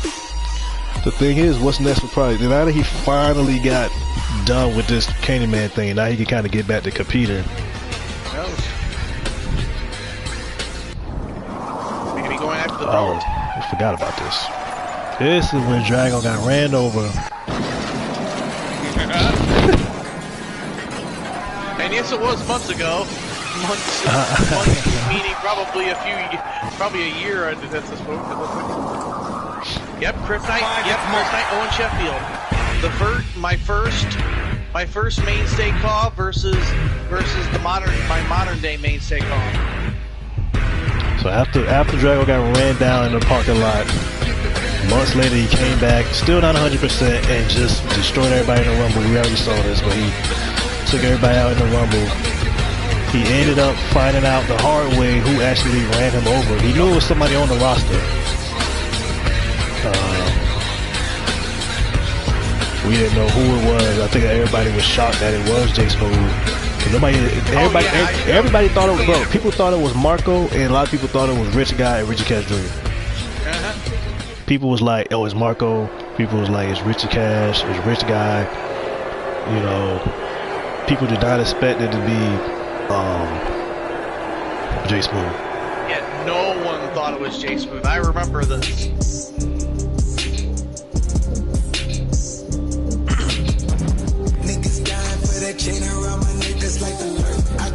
Smooth ended up running over, because the thing about Smooth, like, he had been knocking out the park like on fire, and it was like he had got tired of just the disrespect, and he seen Drago come in, and Drago was getting main events. He came in, he won a title on his debut match, and J Smooth had been grinding since 2014, whether it be entertaining, competing, tag team division, whatever it was. He been in the ring with all of them. Been in the ring with T.O., Blair Young, City, you know, Polar Prodigy, Mac, Cash, you know what I'm saying, Jax, you know, he been in there with all of them. And the only one J Smooth was never in the ring with, I believe, was Chris Knight. Yeah, Chris Knight. He been in the ring with the majority of a lot of these names. Was he ever in the ring with Delvin? No, been in the ring with Delvin, Marco. Yeah, that's another one. He was never in the ring with Monkstar. You know, so he was like, I done did all this, been in the ring with, dance with everybody. You know, so he was like, forget it. Even though when this happened, everyone was just like, okay, when's J Smooth's funeral? Yeah, but the thing, Drago kept winning that match. He wasn't. I mean, obviously he wasn't 100%. Oh yeah. Man, J Smooth. He wasn't 100% at all, but still, everyone knows the reputations of a Samoan. And then we had this. All right, so Lexi on his right, you know, and she brought J Smooth a friend, and this girl was all in this match. Yeah. We don't even know who she is. J Smooth. It's always gonna be Lexi, and J Smooth gonna bring like a random with him. You know what I'm saying? J Smooth's like, okay, let's Angel Fire this thing. Okay, that's how we gonna do it. Drago was going, what up, Feet? Yeah, what's up, Feet? Hey, Feet. A lot of Angel Fire jokes here tonight. So you see, Drago, he had J Smooth where he wanted him, and Lexi got up on the rope, and he did that superplex outside the ring, and whoever this chick was all over Drago. It was a bloody match though. This was a bloody match. Drago was the first one to get split open. It was a different kind of vibe with J Smooth. He wasn't trying to promote his album. He promoted the album, you know, this year. This year he go back to the debut album, but he started getting kicked in the face. He was like, not the hairline. He started kicking out. And that's when he got split open. That's when this actually was I forgot how bloody this fight was. How bloody this match was, but that was it gotta show. It's almost like when Rock fought Foley in the I Quit match, and it showed Rock, like how Rock had that main streak after his matches with Mick Foley. It was a similar situation what this match proved to a lot of people with Jay. But Jay took a beating. Parts of the Rock and Foley matches was Rock singing up, you know. During the matches, bells will be ringing. So she got it in the way again. Smooth was in the way he was at, and again, that fist drop, the Jerry the King Lawler style fist. J Smooth like he was out. She got up on the apron again. Smooth was bleeding a lot. Drago had blood all down to his mouth, coming from his. Looked like that cut was above the hairline. So it was just a fight at Revelations. The worst thing you can do is touch that hairline. I think that was it. That was it. Smoothing up beating Drago, but that ain't over. We already know this ain't over. Drago 100% coming into this year. So, and Benton, I mean, I don't know. Drago gonna have to come with some backup because J Smooth got Ben and Antonio Armstrong. The whole house of Gucci is gonna be there. Lexi there. Paris. I don't know if Drago want to do it. I think this is the last video of the show. This was Legend versus Icon. Somebody that Crash looked up to. Mr. Showtime was going to the Hall of Fame. Crash said that he's the biggest icon ever in BMH, and he wanted to have this match. He said he just had to know. So it was Icon versus Legend. Hall of Famer Crash versus Hall of Famer Mr. Showtime. This actually closed out the entire year. This was a match that closed out the whole year. Was no titles was on the line. Nothing. It was just a return to Mr. Showtime. Can he do it one more time? Actually, he is back. 22. He gonna fight somebody that he knows for a long time. That's Jerome from the Brotherhood. This time he had walked down the ramp. A lot of people know, like, I'm breaking kayfabe or whatever. A lot of people know this Showtime used to be my dad's call. So this call, my dad used to make them. I was always careful with bringing them back because, you know, during that time we was dealing with some drama. People was disrespecting our creations. I'm not bringing a call that my dad used to make, you know what I'm saying, and then people disrespect it. So, but now everything's cool. We kind of fought to get everything kind of peaceful over the years, our group. And I was like, okay, I'm gonna bring them back and, you know, I'm gonna do his thing. Showtime got history with a lot of calls on the roster. Crash, Jax, Jerome, City, Bruiser, Prodigy. Oh, he is not a stranger to the game.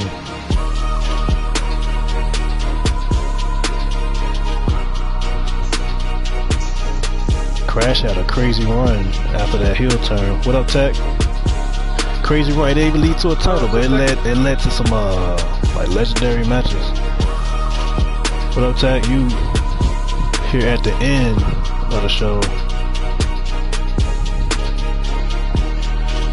Hey, Feet, bro, I got Wendy versus Sabrina on Thursday, man, for you. Wendy Monroe versus Sabrina. Diddy gonna be special guest referee. Bam! Turn them inside out. Damn it. Damn it.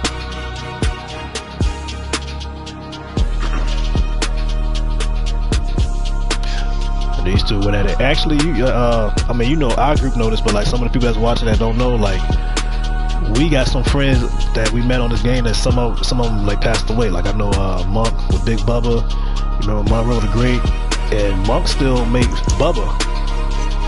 You know what I'm saying? And some people, they got a little inspiration from, like, my welterweight belt is from like Monroe the Great's world title belt. So those are people that we knew on PSN. They actually passed away in like real life. So sometimes we do our shows and we pay little tributes to them, like in the show, stuff like that. For the people that don't know, so it's all love. It's cool.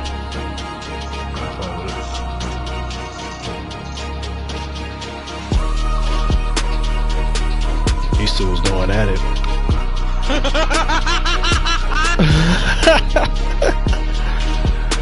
That match, you know, bro. I'm telling you right now, don't sleep on that match. I recorded it. They probably stole the show. Surprisingly, I was shocked by the match. Y'all gonna see. I'm not exaggerating. I'm not Tony Khan.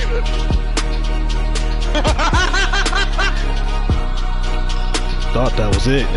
Crash pulled out. One of the greatest legends in the history of the universe. Oh my gosh, she's gonna be so great. Christian comes out. Crash put out the glory bomb, the crash and burn. He ain't put that out It's like, the whole year. Christian is great, but is he the greatest legend in the history of the world? You know he be, Tony Khan, he get who he can get. He don't really have no real. Only real legend he got is Jericho. That's damn, he's Sting, but Jericho's ruining his own legacy. Yeah, he is annoying. And that was it. We didn't. Crash didn't pull no punches. Crash was going after that cut. Yeah. And please, someone for everything that is holy in this world, please, someone get Chris Jericho on commentary. Please. Get that man on commentary. And that was it. Please, that press for the round. sake of everyone's ears. So this closed out the whole year. This closed out the 2K19/20, 21, whatever season. That's one of those personal WrestleMania moments and memories that will last a lifetime. I'm so glad we all got to be a part of it. Showtime was having the time at the end of the show. It's gonna be interesting this year because Showtime on the active roster, Trapolo on the active roster, Suge. Now we got Delvin bringing his whole family. Kyle Young on the roster. Benton got the whole house of Gucci. Yeah, this is gonna be interesting. And this is so. Thanks y'all. Thanks for watching this. I'm gonna show y'all the card that we gonna do for this Thursday. Thursday gonna be Homecoming, BMH Homecoming opening night, pay-per-view. It is Jerome Black with the Brotherhood, Movado and Curtis Montana versus Mr. Showtime. These two got a long history. TLC tag match, the Thrillers, the newcomers versus the female members of the House of Gucci, Paris, London, and Lexi. 6-man ladder match, Nova, Kyle Young, J Smooth, Prodigy, Devin McLeod, and Angel Fire. Money in the Bank ladder match. Some familiar faces and some new faces. 6-woman ladder match. Estella, Josie Jones, Blue Dahlia, Akira Suzuki, Adrian Blake, and Penelope. One of those women's gonna walk out, miss Money in the Bank. Welterweight title on the line, Whiplash versus G&K. Whiplash is trying to win his first welterweight title ever by beating G&K. Jesse James, J Double versus RZA, the student of Crash. Both of these men making their debut. Women's All-Star Championship, Peralta, Aziza, and Armani for that Women's All-Star title. International title, Chet Deitrey versus J Smooth. You can see the House of Gucci behind Jay Benton, versus Jay Benton. The Women's Universal title on the line. Daddy K, the veteran, approaching legendary status versus a 2-time Women's Universal Champion, Primetime. Jack Holiday returning and will face City for the BMH World title. Wendy Monroe versus Sabrina. Hold on. Wendy Monroe versus Sabrina for the women's title. That is Sabrina's dream match. And Antonio Armstrong versus Suge for the Underground World title. You can see the House of Gucci behind. A-Double and Zero Trapola running back from the UWN days. Trapola is looking to get that receipt on Zero. Zero defeated Trapola years ago. Thank y'all for watching. We're gonna do this on Thursday. It took me 6 months, but we gonna get it. We gonna do it. So it may take everybody else longer to get to do anything. Yeah, man, it's taking us a long time to get these calls done. And it's not our fault. It's not our fault. I thought it was just me, but everybody, because the game keep crashing, and we got to redo calls, and we got to redo tattoos. We got to do all this stuff. So I got some calls that's already done, and I got to redo their tattoos. Movesets at times can take forever. Yeah, I had to reinstall Monday. You're lazy Not Monday. Like me and just decide to just take someone's moveset and just it's like. Wow, Benton. Hey, I'm gonna put Benton in the mixed tag match. Yeah, I'm putting him in the mixed tag match versus Sabrina. Watch. It's gonna be Benton and Paris versus Sabrina, and we're gonna figure out something. I'll bring somebody. I will say this: the only person that has been able to get shit out on time is because he's been using this game like it's Mac. Like 2K20. is Beatles. Mac. It's Beetle and Mac, bro. And Beetle and Mac. No, Beetle. Beetle mainly. That man has been. Yo. 19 was my game to rock it. This 22's is Beatles. Yo, Beetle, Mac, and HLW. They be spitting out, just throwing calls to getting calls done. But HLW, I tried to give him Sabrina one time. He was like, oh, I don't know if she HLW. He's like, you got some calls? I'm like, Sabrina. Like, you got Kim Shady? I'm like, Kim Shady don't even wrestle. We was like, no, I want Kim Shady. I'm like, you don't want Sabrina, the champ? I'm like, what's wrong with Sabrina, bro? So, nah, but, so yeah, we knocking it out. So yeah, who go do the honors? In honor of Wyatt returning. Who gonna do it? Well, I took it from you, from you guys, so might as well you do the honors. All right, y'all. This stream. Just that.